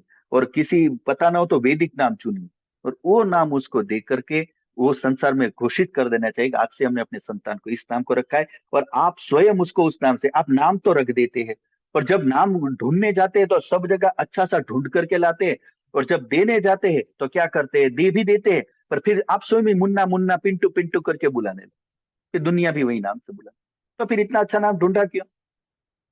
तो ये ध्यान रखें, माता पिता ही उस नाम का कोई घर में प्रयोग ही ना करे, एक ही नाम से बुलाए, नाम को टुकड़े भी ना करे, नाम को पीछे से बदल भी ना दे, टोन भी ना बदल दे, तभी अच्छा नाम रहेगा। तो एक नाम का हो गया। उसके बाद आप जानते हैं कि नामकरण संस्कार हो जाने के बाद अब वो लगभग जब 4 महीने का हो तो निष्क्रमण, उसको बाहर के वायु में घुमाना होता है। उसके बाद छठे महीने में दांत आने चालू हो जाते हैं। अब अन्नप्राशन, थोड़ा उसको अन्न आदि जो चटाना खिलाना, चावल का जो ओश है का पानी है आदि आदि, तो वो उसको दिया जा सकता है। उसके बाद जब 2.5-3 साल का हो तो चूड़ा कर्म हो गया, उसके बाल आदि उतारना है, कर्णवेद संस्कार करना है, वो हो जाएंगे। उसके बाद 8 वर्ष का जब बालक हो जाए तो फिर उसका उपनयन संस्कार, विदारंभ संस्कार, ये उसके प्रारंभ हो जाएंगे। उसके बाद गुरुकुल में वो जाना, उसका विद्या अध्ययन करना, और विद्या आदि पढ़ करके जब घर वापस आए तो समावर्तन संस्कार। बच्चों को घर में मत रखिए, ध्यान दीजिए, आप इतनी संपत्ति इकट्ठी करते हैं अपने संतानों के लिए, और उन संतानों को घर में हम लाड प्यार से बिगाड़ देते हैं। हमारे पास न तो कोई पद्धति है, ना हमारा तरीका है, हम उनको ना सीख सकते ना सिखा सकते, और बच्चों को बिगाड़ देते। इसलिए बच्चों को मेहरबानी करके घर में मत रखिए। स्वामी जी महाराज जैसे महापुरुषों ने इतना पुरुषार्थ करके ये आचार्य कुलम जैसी संस्थाएं खोल रखी है, हमारे अनुकूल खोली उन्होंने। चाहते तो वो गुरुकुल ही होंगे, पर फिर भी उसमें गुरुकुल की शिक्षा भी हो जाए, आधुनिक शिक्षा भी हो जाए, इतना उत्तम समन्वय करके खोलिए। बच्चों को भेजिए, प्रेरणा कीजिए कि बच्चों को यदि आप श्रेष्ठ बनाना चाहते हो तो 15-20 वर्ष बच्चों को बाहर भेज दो, अच्छे स्थान पर भेज दो, जहां उनको संस्कार मिलेंगे, उत्तम शिक्षा मिलेगी, दीक्षा मिलेगी, वहां से दीक्षित होकर आएंगे, ये संतान जीवन भर आपका सम्मान करेंगे। वरना यही आपको आपकी संपत्ति से खरीदे हुए डंडे से ही पीटेंगे। तो ये चीज समझने की है, लोगों को ये बताना चाहिए कि आपके संस्कारों को घर में मत रखो, उनको भेजो गुरुकुल में, उनको भेजो ऐसे आचार्य कुलम जैसे संस्थाओं में। बहुत सारे गुरुकुल चल रहे हैं, आपका संतान योग्य बनेगा, उत्तम बनेगा। तो वो जब पढ़ लिख करके घर वापस आ जाए, जिसको कॉन्वोकेशन भी आज की भाषा में हम कहते हैं, तो समावर्तन संस्कार उनका काफी सम्मान, ढोल नगारे के साथ उसको घर में लाना चाहिए, मान सम्मान के साथ घर लाना चाहिए बच्चे को, जिससे दूसरों को भी प्रेरणा मिले कि मैं योग्य बन के आया हूं, और दूसरे भी अपने बच्चों को बनाएंगे। उसके बाद फिर हम जानते हैं सब, विवाह का जो हमारा है कर्म, विवाह आ जाएगा, गृहस्थ आश्रम में प्रवेश हो जाएगा उनका। और जब गृहस्थ विवाह आश्रम की अपनी भी कितनी सारी मर्यादाएं, कितने सारे उसके दायित्व है, ये सारे हमें जानने चाहिए गृहस्थी के रूप में। और वो सारा पूरा करके फिर हम जब पक जाते हैं और अब शिथिल हो रहे हैं और आगे की यात्रा भी पूरी करनी है, उसको ध्यान में रखते हुए हम वानप्रस्थ ले लेते हैं। वानप्रस्थ लेने के बाद जब उसमें राग द्वेष नियंत्रित हो जाते हैं और ईश्वर के प्रति अब प्रेम और रुचि बढ़ जाती है और वैराग्य हो जाते हैं, तो हम संन्यास ले लेते हैं। और संन्यास लेकर के अब हम अपना और इस संसार के उपकार में लग जाते हैं। ये जीवन ही यज्ञ बन जाता है, इसलिए सन्यासी को यज्ञ करने की भी जरूरत नहीं, उसका जीवन ही यज्ञ है, दूसरों के लिए ही हो गया। तो ये भाव से हम जुड़कर संन्यास ले लेते हैं। और जब फिर ये शरीर का देहांत हो जाता है तो अंत में हम क्या करते हैं, अंत्येष्टि पंचमहाभूत में इसको विलीन कर देते हैं। ये भी उत्तम संस्कार है। अंत्येष्टि संस्कार को आप प्रधानता दीजिए, नामकरण संस्कार को प्रधानता दीजिए, और ये यज्ञोपवीत का जो उपनयन संस्कार है उसको प्रधानता दीजिए। तो ये अन्नप्राशन, ये कई ऐसे संस्कार, इसको समाज में आप जोर दीजिए, लोगों को प्रेरित कीजिए, लोग करना भी चाहते हैं, इनको समझ में भी आ जाएगा। अंत्येष्टि हमेशा वैदिक रीति से करवाइए, क्योंकि आजकल मैंने ऐसे ऐसे लोग देखे हैं, यहीं पे मैं गुजरात की बात बता रहा हूँ, कि वहां पर मृत्यु होने पर उसमें डीजल डाल, डीजल, मैं आश्चर्यचकित हो गया भी ये क्या कर रहे हैं आप। तो उन्होंने कहा कि जी ऐसा है, जल्दी से आग पकड़ लेगी, जल्दी भस्मीभूत हो जाएगा, तो हम जल्दी से छुट्टी हो जाएगी हमारी। विचार कीजिए आप, ये मानसिकता लोगों की। और घृत ले जाएंगे तो भी वहां कितना ले जाते हैं स्मशान में, नाम मात्र ले जाते हैं, 200-500 ग्राम, वो भी बस एक आध दो जगह लगाया लगाया, बाकी फूंक के आ गए। ये ये केवल क्या है, ये गंदगी दूर करने जैसा हुआ। जैसे कोई कचरा पड़ा और कचरे के ढेर को जला दिया, ऐसे कचरे के ढेर की तरह जलाना हुआ है। तो अंत्येष्टि संस्कार लगभग पूरा विकृत हो चुका है। आप ये परंपरा प्रारंभ कीजिए, जितने उनके अपने सहयोगी, उनको कहना चाहिए कि आप अपने घर से 50-50 ग्राम घी लाइए और इस अंत्येष्टि में अपनी आहुति दीजिए। तो सबको ये प्रेरित करना चाहिए, अधिक से अधिक घृत उसमें आए, सामग्री आए, वैदिक मंत्रों के उच्चारण के साथ उसमें आहुतियां दी जाए और उस विधि से अंत्येष्टि की जाए। इसको भी आप थोड़ा जोर दीजिए। तो ये सारे संस्कार जो है, इनको आप व्यवहार में, प्रचलन में लाने का प्रयास कीजिए।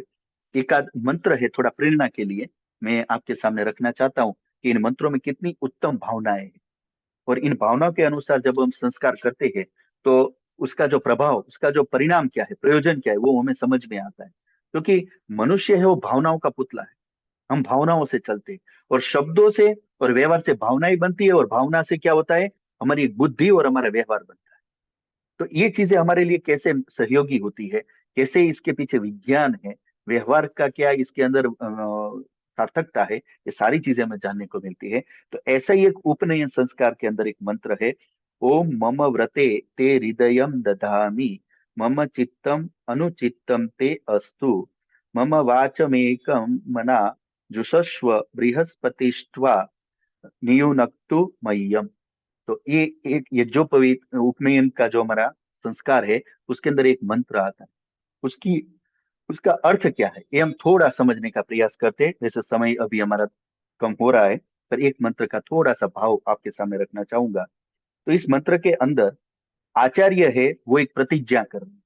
ये मंत्र बोलकर आचार्य अपने शिष्य विद्यार्थी के पास प्रतिज्ञा कर रहा है। क्या प्रतिज्ञा कर रहा है, कि हे शिष्य, हे बालक, वो शिष्य है, बालक है, छोटा है, तेरे हृदय को मैं अपने अधीन करता हूँ। यानी जो तेरा हृदय है उसे मैं अपने अधीन करता हूँ। दूसरा क्या है, तेरा चित्त मेरे चित्त के अनुकूल सदा रहे। तेरा चित्त, मन, बुद्धि जो है, विचार जो है, भावनाएं हैं, वो सदा मेरे अनुकूल रहे। और तीसरी बात क्या कही, और तू मेरी वाणी को एकाग्र मन हो प्रीति से सुनकर उसके अर्थ का सेवन किया कर। तो पहले क्या कहा, तेरे हृदय को मैं अपने अधीन करता हूं, तेरे चित्त को मेरे अनुकूल करता हूं। और फिर क्या कहा, अब तू क्या कर, मेरी वाणी को एकाग्रता पूर्वक, श्रद्धा पूर्वक सुना कर, जाना कर। तो और उसके अर्थ का, मेरी वाणी के अर्थ का सेवन किया कर, अर्थ का। तो अब यहां पर समझने की बात क्या है, क्या आज जो गुरु आचार्य आज भी नहीं पढ़ाते हैं, स्कूल के अंदर शिक्षक जो है, प्रोफेसर है, क्या आज नहीं पढ़ाया जाता, पढ़ाते ही ना। वाणी बोलते ही है, वाणी से अर्थ बोलते ही है ना। और सब सुनते भी है, पढ़ते भी है, परीक्षा भी देते, पास भी होते, और काम चल भी रहा है। तो फिर अब मैं तेरे हृदय को अपने अधीन करता हूँ, तेरा चित्त मेरे चित्त के अनुकूल हो, और तू एकाग्रता से मेरी वाणी को सुन। ठीक है, ये सब करने की क्या जरूरत है, जबकि वाणी सीधी सुनी जा सकती है। सीधा ही वो बोलेंगे, हम सुन लेंगे, सुन के हम समझ लेंगे, समझ करके हम सीख लेंगे। दिक्कत क्या है, इतना ये पचड़े में पड़ना, ये झंझट में जाना। ध्यान दीजिए, क्या इसके अंदर वैज्ञानिकता है, इसके पीछे क्या मनोविज्ञान काम करता है। क्या जरूर है किसी के चित्त को अपने अधीन करने की, किसी के हृदय को अपने अधीन करने की जरूर क्या है। सीधा मैं अभी जैसे मैं बोल रहा हूं, आप सुन रहे हैं, सुनकर आप जान रहे हैं, जानकर आप सीख लेंगे और काम कर सकते हैं। दिक्कत क्या है इसमें, इसमें मुझे और आपको एक दूसरे के अधीन होने की क्या आवश्यकता है। तो व्यवहारिक रूप से देखे बात तो ठीक है, कोई जरूरत तो वैसी है नहीं, काम चल भी रहा है। पर ना, इसमें मनोविज्ञान क्या है, जहरत की उद्देश्य क्या है गुरु का, आचार्य का, तू अर्थ को ग्रहण कर। अर्थ, प्रयोजन क्या है आचार्य का, अर्थ को ग्रहण कर। और विद्यार्थी भी क्यों आए? अर्थ को ग्रहण करने आए। तो अर्थ कब मिलेगा? व्यक्ति अर्थ से कब जुड़ेगा? अर्थ का हमारा मुख्य प्रयोजन है उस अर्थ को प्राप्त करना, उस समझ को, उस विवेक को प्राप्त करना, उस विज्ञान को प्राप्त करना। ये हमारा मूल उद्देश्य है। पर ये प्राप्त कब होगा? तो इसके लिए क्या कहा? तू अर्थ को सुन। अर्थ को कब, कैसे सुन? एकाग्रता पूर्वक। एकाग्रता पूर्वक यानी एकाग्रता नहीं होगी तो उस अर्थ से नहीं जुड़ेंगे, जुड़ते हुए भी अर्थ का अनर्थ कर देंगे। ध्यान दीजिएगा, एकाग्रता न होने पर जो अर्थ ग्रहण किया जाएगा वो वैसा ही होगा, जरूरी नहीं है। वैसा हो ही जाएगा, ज्यादातर जरूरी नहीं है। वो अर्थ का अनर्थ भी पकड़ लेगा, अर्थ का अनर्थ कर देगा। क्यों? एकाग्रता पूर्वक नहीं सुना। और एकाग्रता क्यों नहीं थी? अब वहां भी जाना पड़ेगा ना कि व्यक्ति की एकाग्रता क्यों नहीं है। तो इसका उत्तर ये आएगा, उसका चित्त अपने गुरु के चित्त के अनुकूल नहीं था। क्योंकि एकाग्रता किसका धर्म है? चित्त का है, मन का है, बुद्धि का है।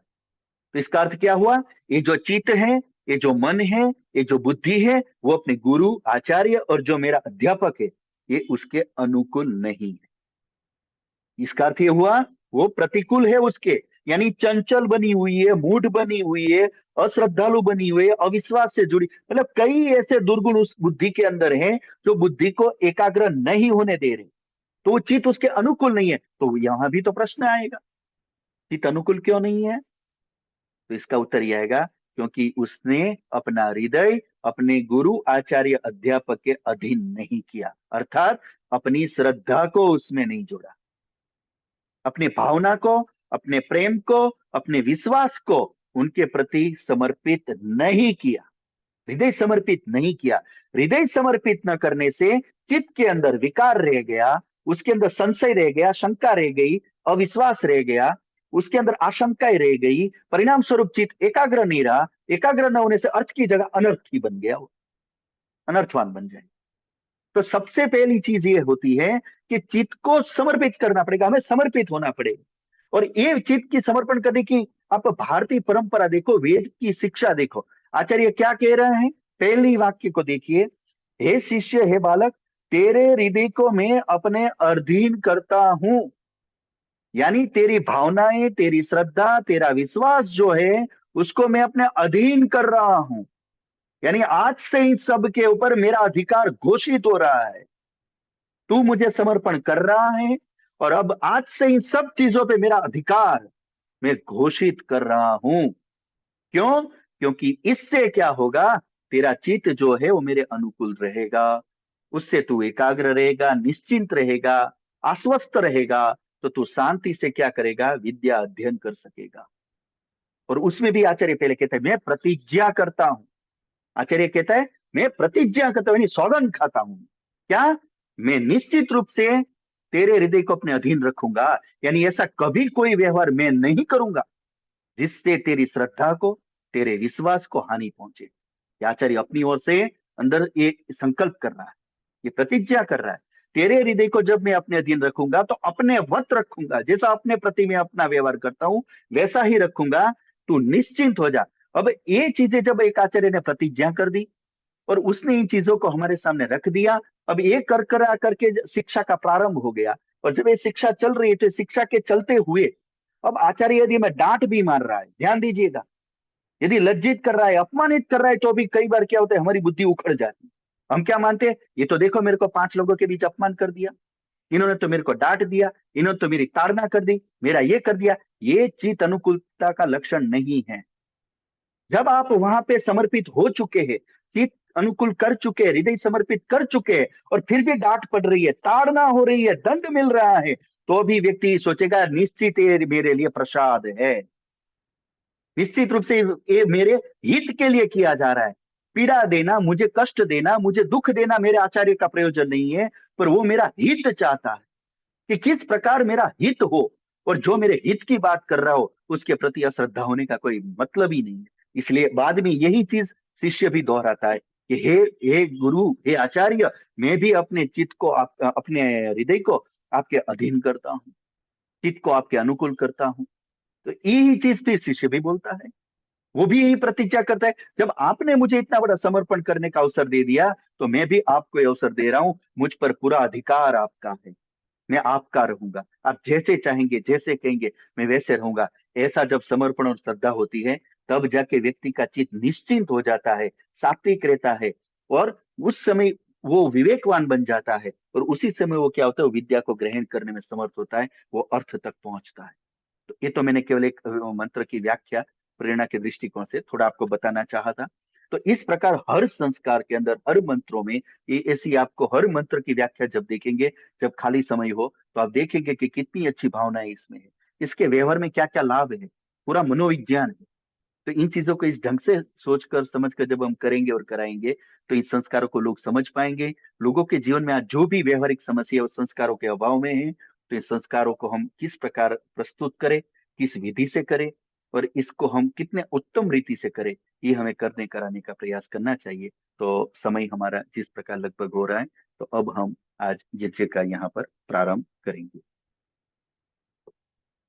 सभी लोग अपने अपने यज्ञ कुंड के सम्मुख बैठ जाएं।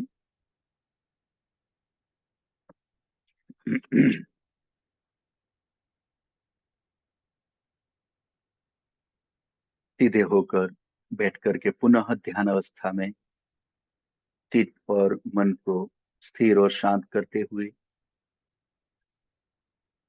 परमपिता परमात्मा का स्मरण करते हुए ओम का उच्चारण करेंगे। ओ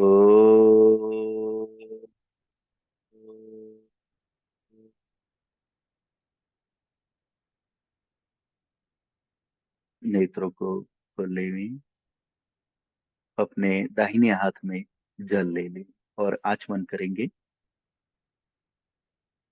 ओम अमृतोपस्तरणमसि स्वाहा। दूसरी बार, ओम अमृता पिधानमसि स्वाहा। तीसरी बार, ओम सत्यम यशः श्रीर्मयि श्री श्रयताम स्वाहा। हाथ को शुद्ध कर लेंगे। बाएं हाथ में जल लेकर दाहिने हाथ की मध्यमा और अनामिका उंगली से अंग स्पर्श करेंगे। ओम वाङ्मास्येस्तु, ओम नशोर्मे प्राणोस्तु, ओम अक्ष्णोर्मे चक्षुरस्तु, ओम कर्णयोर्मे श्रोत्रमस्तु, ओम बाह्वोर्मे बलमस्तु, ओम ऊर्वोर्म ओजोस्तु, ओम अरिष्टानि मिंगानि तनुस्तन्वा मे सह सन्तु। अब सीधे होकर पुनः महर्षि पतंजलि की जो ध्यान की पद्धति है, उसके अनुरूप शरीर, मन, प्राण, हृदय को एकाग्र करते हुए, मन को एकाग्र करते हुए ईश्वर के प्रति समर्पित हुए। अथ ईश्वर स्तुति प्रार्थना उपासना। ओम विश्वानि देव सवितर्दुरितानि परासुव, यद्भद्रं तन्न आसुव, हिरण्यगर्भः समवर्तताग्रे, भूतस्य जातः पतिरेक आसीत्, सदाधार पृथिवीं द्यामुते मां कस्मै देवाय विशा विधेम। य आत्मदा बलदा यस्य विश्व उपासते, प्रसिसं यस्य देवाः, यस्य छायामृतं यस्य मृत्युः कस्मै देवाय हविषा विधेम। यः प्राणतो निमिषतो महित्वैकैर्द्राजा जगतो बभूव, य ईशे अस्य द्विपदश्चतुष्पदः कस्मै देवाय हविषा विधेम। येन द्योरुग्रा पृथिवी च दृढा, येन स्वस्तभितं येन नाकः यो अन्तरिक्षे रजसो विमानः कस्मै देवाय हविषा विधेम प्रजापतेन त्वदेतान्यन्य विश्वा जातानि परिता बभूव यत्कामास्ते जुमस्तन्नो अस्तु वयं श्यामपतयोरयीणा स नो बन्धुर्जनिता स विधाता धामानि वेद भुवनानि विश्वा यत्र देवा अमृतमानसानास्त्रितीये धामन्नदीरयन्त अग्नेन यसुपथारायि अस्मान् विश्वानि देववयुनानि विद्वान् युयोध्यस्मज्जुहुराणमेन भूयिष्ठान्ते नम उक्तिं विधेम। धीरे धीरे नेत्रों को खोल लेंगे। इति ईश्वर स्तुति प्रार्थना उपासना। अब दीप प्रज्वलन। ओम भूर्भुवः स्वः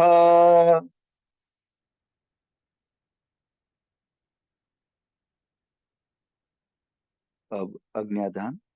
ओम भूर्भुवः स्वद्योरिव भूम्ना पृथिवीव वरिम्णा तस्यास्ते पृथिवी देव यजनी पृष्ठेऽग्निमन्ना दमन्नाद्याया दधे। अग्नि को स्थापित कर देवे। आसपास में पतली समिधा, जरूर हो तो थोड़ा घी अग्नि को वहां पर पकड़ा देवे। ओम उद्बुद्य स्वाग्ने प्रतिजागृहि त्वमिष्टा पूर्ते संसृजेथामयञ्च अस्मिन् सदस्ते अद्युत्तरस्मिन् विश्वे देवा यजमानश्च सीदत। अब उसके बाद 3 घृत वाली करके समिधाओं की आहुति। दीपक को आगे की ओर कोने पे किसका देंगे? उत्तर पूर्व की ओर। ओम अयंत इद्म आत्मा जात वेदस्तेने ध्यस्व वर्धस्व चेद्दवत् दय चास्मान् प्रजया पशुभिर् ब्रह्मवर्चसे नाना येन समेधया स्वाहा इदमग्नये जात वेदसे इदन्न मम ओम समिदाग्निं दुवस्यत घृतेर्बोधयता तिथिम् आस्मिन् हव्या जुहोतना स्वाहा इदमग्नये इदन्न मम सुसमिधाय शोचिषे घृतं तीव्रं जुहोतन अग्नये जात वेदसे स्वाहा इदमग्नये जात वेदसे इदन्न मम ओम तन्त्वा समिद्भिरङ्गिरो घृतेन वर्धयामसि बृहच्छोचायविष्ट्य स्वाहा इदमग्नये अंगिरसे इदन्न मम। अब पंच घृत की आहुति। श्रुआ ले ले और घी से सभी समिधाओं को अच्छे से गिली कर दे, अग्नि को तेज कर ले।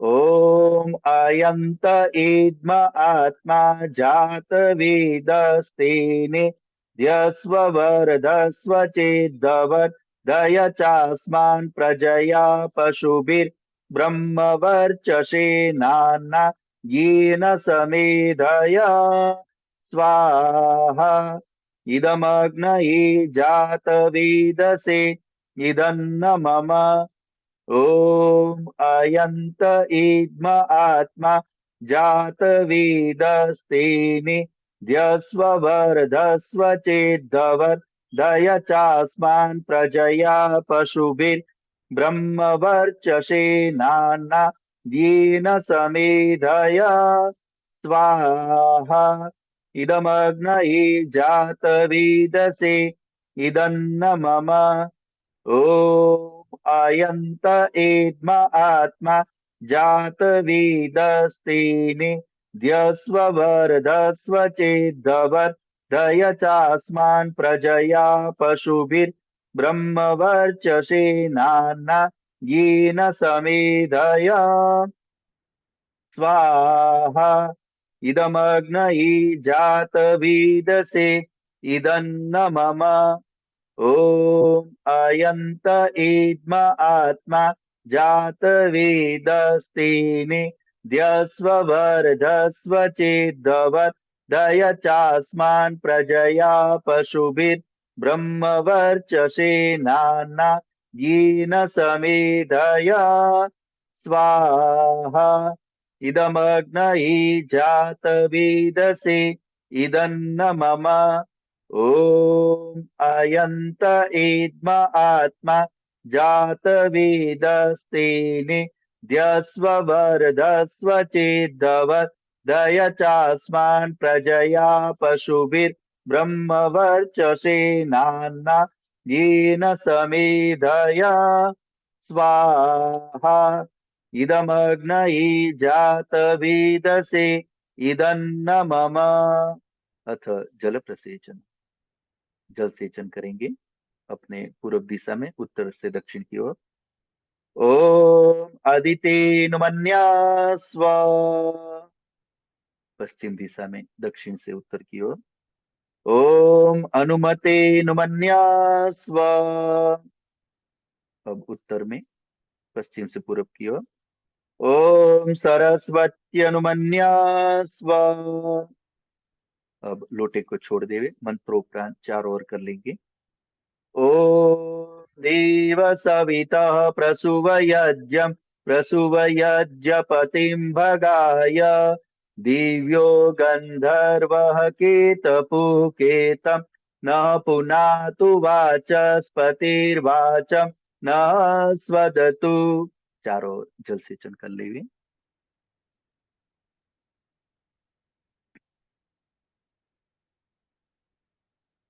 कृत का श्रुआ अपने हाथ में ले लेवे। पहली आहुति उत्तर दिशा में अपनी ओर से लेते हुए सामने की ओर लंबी करके ले जानी है। दूसरी दक्षिण में, बाकी की दो बीच में। ओम अग्नये स्वाहा इदमग्नये इदन्न मम ओम सोमाय स्वाहा इदं सोमाय इदन्न मम ओम प्रजापतये स्वाहा इदं प्रजापतये इदन्न मम ओम इंद्राय स्वाहा इदमिंद्राय इदन्न मम। अब सामग्री की आहुति भी देंगे। ओम सूर्यो ज्योतिर्ज्योतिः सूर्यः स्वाहा ओम सूर्यो वर्चो ज्योतिर्वर्चः स्वाहा ओम ज्योतिः सूर्यः सूर्यो ज्योतिः स्वाहा ओम सजुर्देवेन सवित्रा सजुरुषसेन्द्रवत्या जुषाणः सूर्यो वीतु स्वाहा ओम भूरग्नये प्राणाय स्वाहा इदमग्नये प्राणाय इदन्न मम ओम भुवर्वायवे पानाय स्वाहा इदं वायवे पानाय इदन्न मम ओम स्वरादित्याय व्यानाय स्वाहा इदमादित्याय व्यानाय इदन्न मम ओम भूर्भुवः स्वरग्निवायवादित्येभ्यः प्राणपानव्यानेभ्यः स्वाहा इदमग्निवायवादित्येभ्यः प्राणपानव्यानेभ्यः इदन्न मम ओम आपो ज्योतिरसोमृतम ब्रह्म भूर्भुवः स्वरो स्वाहा। ओम या मेदां देवगणा पितरश्चोपासते तया मामद्य मेधयाग्ने मेधाविनं कुरु स्वाहा। ओम विश्वानि देव सवितत् दुरितानि परासुव यद्भद्रं तन्न आसुव स्वाहा।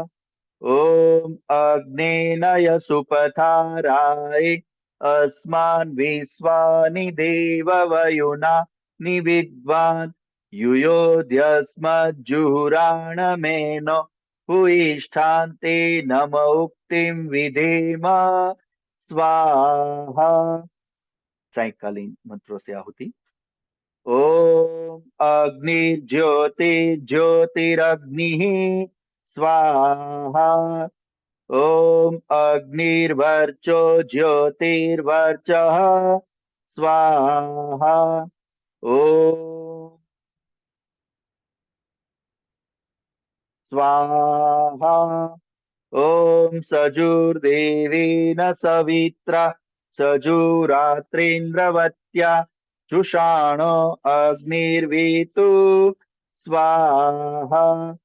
ओम भूरग्नये प्राणाय स्वाहा। ओम भुवर्वायवे पानाय स्वाहा। ओम स्वरादित्याय व्यानाय स्वाहा। ओम भूर्भुवः स्वरग्निवायवादित्येभ्यः प्राणापानव्यानेभ्यः स्वाहा। ओम आपो ज्योतिरसोमृतम ब्रह्म भूर्भुवः स्वरो स्वाहा। 3 बार गायत्री मंत्र से। ओम भूर्भुवः स्वः तत्सवितुर्वरेण्यं भर्गो देवस्य धीमहि धियो यो नः प्रचोदयात् स्वाहा। ओम भूर्भुवः स्वः तत्सवितुर्वरेण्यं भर्गो देवस्य धीमहि धियो यो नः प्रचोदयात् स्वाहा। ओम भूर्भुवः स्वः तत्सवितुर्वरेण्यं भर्गो देवस्य धीमहि धियो यो नः प्रचोदयात् स्वाहा। पूर्णाहुति की आहुति। ओम सर्वं वै पूर्णं स्वाहा। ओम सर्वं वै पूर्णं स्वाहा। ओम सर्वं वै पूर्णं स्वाहा। तो ये यज्ञ कार्य हमारे यहाँ संपन्न होता है। प्राय करके लगभग आप सभी की अग्नि अच्छी प्रज्वलित हो रही है। यज्ञ के जो पात्र आपके होते हैं उनको हमेशा क्रिया समाप्त हो जाने के बाद यथास्थान रख दिया करें। ऐसा ना हो कि आचमन के पात्र कहीं पड़े हैं, लोटा कहीं पड़ा है, घृत पात्र कहीं पड़ा है, या हर चीज इधर उधर हो गई है। अव्यवस्था ना होने दे। यज्ञ पूरा होने के बाद भी जब खड़े हुए तो लोगों को ऐसा लगना चाहिए जैसे यज्ञ भी हुआ है या नहीं हुआ है। मतलब हर पात्रों को भी अपने अपने यथास्थान ही पहुंचा दिया करे। उससे सुंदरता भी बनी रहेगी। कोई बाहर से आकर देखेगा तो बड़ा अच्छा प्रभाव पड़ेगा। तो ये हमारा दैनिक यज्ञ का जो कार्य था वो यहाँ संपन्न हुआ है। इन चीजों को आप अच्छे से करिए। परमपिता परमात्मा से प्रार्थना करते हैं कि आप सबको इन कार्य में सफलता मिले। आप शीघ्रता से आगे बढ़े। आप अपने जीवन को श्रेष्ठ करें और अन्य के जीवन को भी श्रेष्ठ बनाने में अपना सहयोग दे। आपको इसलिए ईश्वर शक्ति दे और विवेक भी दे और आपको सहयोग भी प्राप्त हो। इन्हीं कामनाओं के साथ श्रद्धेय स्वामी यज्ञदेव जी महाराज के जिन्होंने मुझे ये अवसर उपलब्ध कराया, मैं आपका ऋणी हूँ, आभारी हूँ। आपका स्नेह प्रीति सदैव मुझ पर बना रहता है। परमात्मा से प्रार्थना है मैं आपके किसी कार्य में यदि सहयोगी हो सका तो मुझे बड़ी प्रसन्नता होगी। पुनः फिर एक बार स्वामी जी महाराज आपने जो अवसर प्रदान किया है मैं आपका हृदय पूर्वक अंतःकरण पूर्वक धन्यवाद करता हूँ। इति ओम। नमस्ते आचार्य जी, बहुत आपने सारगर्भित विषय को, मतलब बहुत क्लिष्ट विषय को सारगर्भित शब्दों में आपने दिया। और एक आज प्रचलन है कि संस्कार करना केवल पुरोहित का कार्य है, लेकिन सुसंस्कृत रहना ये पुरोहित का परम कर्तव्य है। संस्कार को, आर्य समाज के नियमों को, संस्कृति को कैसे एक व्यवस्थित रूप से, केवल कर्मकांड आज जो वर्तमान में लोग समझते हैं कि क्रियाकर्म करना, कर्मकांड करना ही संस्कार समझते हैं, जी जी आपने जी उसको एक संस्कृति का अभिन्न अंग संस्कार है, व्यवहार से, वाणी से व्यवस्थित किया हुआ कार्य। इस संस्कार विषय को आपने बहुत सुसंस्कृत तरीका से आपने समझाया, और जीवन को उत्तम आदर्श बनाने के लिए क्या करना चाहिए और कैसे रहना चाहिए। विकारों से दूर रहना संस्कार, संस्कारों से विकृति से दूर रहना ये संस्कृति है, जी संस्कार है। आपने जी इतने विषय को, बहुत क्लिष्ट विषयों को बहुत सरलता से, सहजता से और सारगर्भित विषय में, शब्दों में, जिसको कहते हैं गागर में सागर, ऐसे शब्दों में आर्य समाज के नियमों को बहुत व्यवस्थित ढंग से समझाया। हम सभी शिविरार्थी की ओर से हृदय की गहराइयों से आपका बहुत बहुत धन्यवाद, बहुत आप बहुत सभी का, प्रणाम, नमन आचार्य जी। आप सभी का बहुत बहुत धन्यवाद।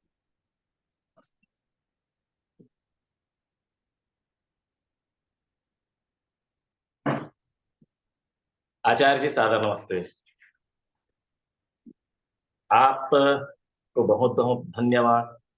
आज यज्ञ के विषय में इतनी बारीकियों को, एक पुरोहित का दिनचर्या कैसे होना चाहिए, उनका आहार व्यवहार, आचार विचार कैसे होना चाहिए, बहुत ही सरलता से आपने इस दिनों में बताए हैं, और आप हमारे प्यास को और बढ़ा दिए हैं। हमारी आग्रह है, हम आपसे निवेदन करते हैं कि इस प्रकार की क्लास ऑफलाइन भी हो, आप समय दे सकें, हम कुछ योजना बनाएं और ऑफलाइन क्लास हो, ज्यादा व्यवस्थित, ज्यादा अच्छे से हम समझ पाए।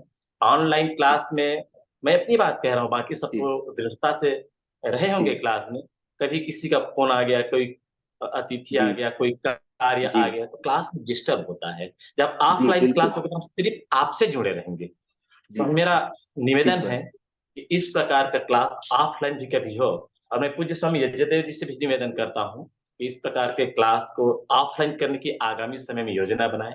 आपका बहुत बहुत धन्यवाद आचार्य जी, बहुत आपका सरल बहुत बहुत शब्दों में धन्यवाद। बहुत अच्छी बातों को, यज्ञ की सभी बातों को आपने रखा है। बहुत बहुत आभार। आप सभी का धन्यवाद। नमस्ते।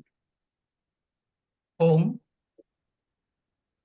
इस वैदिक पुरोहित ऑनलाइन सर्टिफिकेट कोर्स में पिछले कुछ दिनों से निरंतर हम सबके बीच में पूज्य आचार्य अजय आर्य जी गुजरात से, जिनका दिव्य ज्ञान हम सबको प्राप्त हुआ, पतंजलि विश्वविद्यालय एवं सभी साधकों के तरफ से हम हृदय से धन्यवाद करते हैं।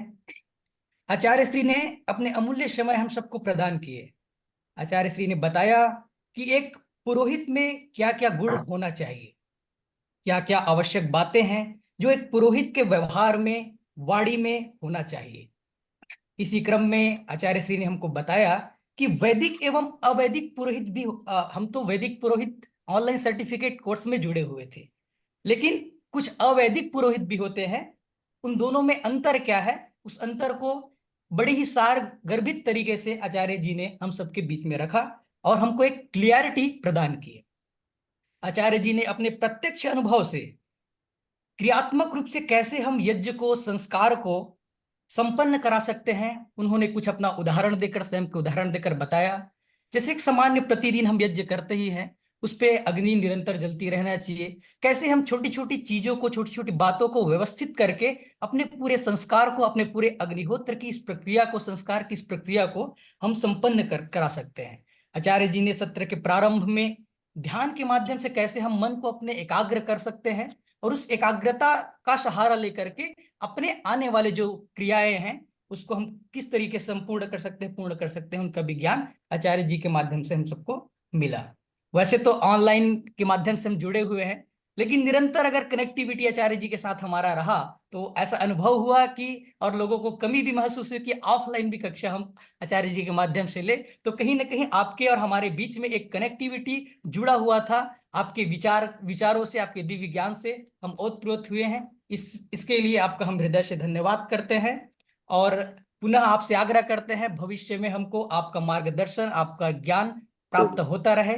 इसी के साथ जी। पतंजलि विश्वविद्यालय, पतंजलि योगपीठ और सभी साधकों के द्वारा हम अपना हृदय से आपके लिए आभार व्यक्त करते हैं। आपका बहुत बहुत धन्यवाद।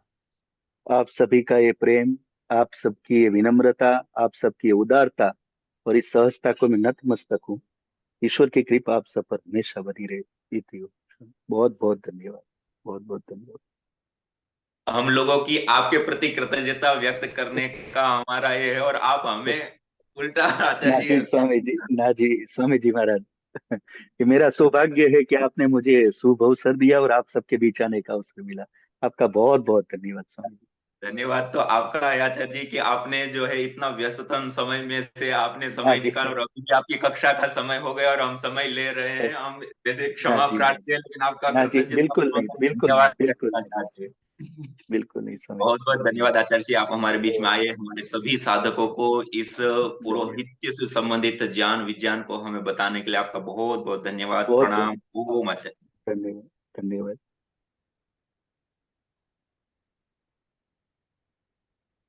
यज्ञ भारतीय संस्कृति की मुकुट मणि है, प्रतीक है, मूल है। मानव जीवन के हर पहलू के साथ यज्ञ जुड़ा हुआ है, चाहे वह संस्कार हो, चाहे पूजा पाठ, या फिर पर्व से लेकर हर शुभ अशुभ अवसरों में भी यज्ञ करने की सार्वभौमिक, वैज्ञानिक एवं पंथ निरपेक्ष पावनी परंपरा रही है। आइए हम संकल्प लें, संसार के श्रेष्ठतम कर्म यज्ञ को अपनाएं।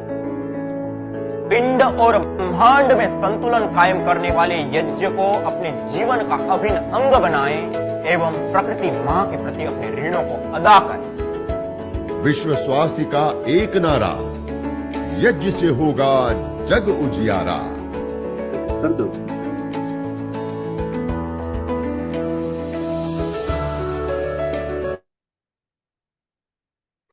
भारतीय संस्कृति में यज्ञ, योग एवं आयुर्वेद जैसी अमूल्य विद्याएं हैं, जिसका मूल है वेद। इतिहास की ओर दृष्टि डालें तो भगवान राम, भगवान कृष्ण से लेकर राजा महाराजाओं, ग्रामवासियों व अरण्यवासी ऋषियों की कुटियों तक नित्य व नैमित्तिक यज्ञों का प्रचलन देखने को मिलता है। दुर्भाग्यवश इस गौरवशाली परंपरा की वैज्ञानिकता को न जानकर इसकी अवहेलना करना तथा बढ़ते शहरीकरण और औद्योगिकीकरण के परिणाम स्वरूप आज देश नहीं पूरी दुनिया में ग्लोबल वार्मिंग, ओजोन परत का क्षरण, वायु प्रदूषण एवं रेडिएशन आदि के दुष्प्रभावों के कारण पेड़ पौधे, पशु पक्षी आदि कई प्रजातियां विलुप्त हो रही हैं। ग्लेशियर तेजी से पिघल रहे हैं, नदियां तालाब सूख रहे हैं, भूगर्भ जल स्तर नीचे जा रहा है। भयंकर वात चक्र, समुद्र से उठती प्रलयकारी सुनामी, विनाशकारी भूकंप, अतिवृष्टि से बाढ़, अनावृष्टि से सूखा तथा बच्चों का पैदा होते ही विकलांग होना, अस्थमा एवं कैंसर जैसी भयंकर बीमारियों से ग्रस्त रहना। आज पूरी दुनिया में केवल वायु प्रदूषण से प्रतिवर्ष 70 लाख से अधिक लोग मौत के मुंह में समा जाते हैं। प्रकृति के साथ मनुष्य के ऊपर भी अब खतरे की घंटी बज चुकी है। विकास की दौड़ में हम प्रकृति का जतन करना भूल गए हैं। मनुष्य अन्न के बिना 3 महीने, पानी के बिना 3 सप्ताह जीवित रह सकता है, परंतु हवा के बिना 2 मिनट भी नहीं। वही हवा जो जीवन देती है आज जानलेवा हो गई है, जिसका समाधान है यज्ञ एवं वृक्षारोपण। वेद का उद्घोष है, अयम यज्ञो भुवनस्य नाभिः। यज्ञ पंचभूतात्मक देह से लेकर ब्रह्मांड तक में स्वास्थ्य एवं संतुलन को कायम करता है। वैज्ञानिक शोध दर्शाते हैं कि यज्ञाग्नि में उत्तम गुणवत्ता युक्त घृत, जड़ी बूटियां एवं समिधा आदि की मंत्रोच्चारण पूर्वक आहुति देने पर वो द्रव्य अत्यंत सूक्ष्म व आरोग्य वर्धक होकर हमें स्वास्थ्य एवं दीर्घायुष्य प्रदान करता है। यज्ञ अस्थमा से लेकर कैंसर जैसे जानलेवा रोगों से बचाने के साथ ही तनाव, अनिद्रा व अवसाद आदि मानसिक रोगों को दूर कर शांति व सौमनस्य प्रदान करता है। यज्ञ से विषैली गैसों में भारी मात्रा में कमी आती है व जानलेवा बैक्टीरिया, वायरस, फंगस आदि नष्ट होते हैं एवं रेडिएशन को भी कम करता है। यज्ञ भूमि की उर्वरा शक्ति एवं फसलों में एक्टिव कंपाउंड को बढ़ाता है तथा रोगों की रोकथाम भी करता है। यज्ञ कृषि से उत्पन्न अन्न, फल आदि उत्तम पोषक तत्वों से युक्त एवं स्वादिष्ट होते हैं। यज्ञ उत्तम वर्षा करने वाला तथा जलाशयों का शोधन करने वाला होता है। यज्ञ जड़ एवं चेतन दोनों में सात्विकता का संचार करता है। यज्ञ जहां भौतिक ऐश्वर्य एवं पुण्यों को प्रदान करता है, वहीं आध्यात्मिक जीवन में मानवीय चेतना का उत्कर्ष करके अति मानस चेतना की ओर अग्रसर करता है। यज्ञ भारतीय संस्कृति का मूल है। तो आइए हम संकल्प लें, संसार के श्रेष्ठतम कर्म यज्ञ को अपनाएं। पिंड और ब्रह्मांड में संतुलन कायम करने वाले यज्ञ को अपने जीवन का अभिन्न अंग बनाएं एवं प्रकृति मां के प्रति अपने ऋणों को अदा करें। विश्व स्वास्थ्य का एक नारा, यज्ञ से होगा जग उजियारा।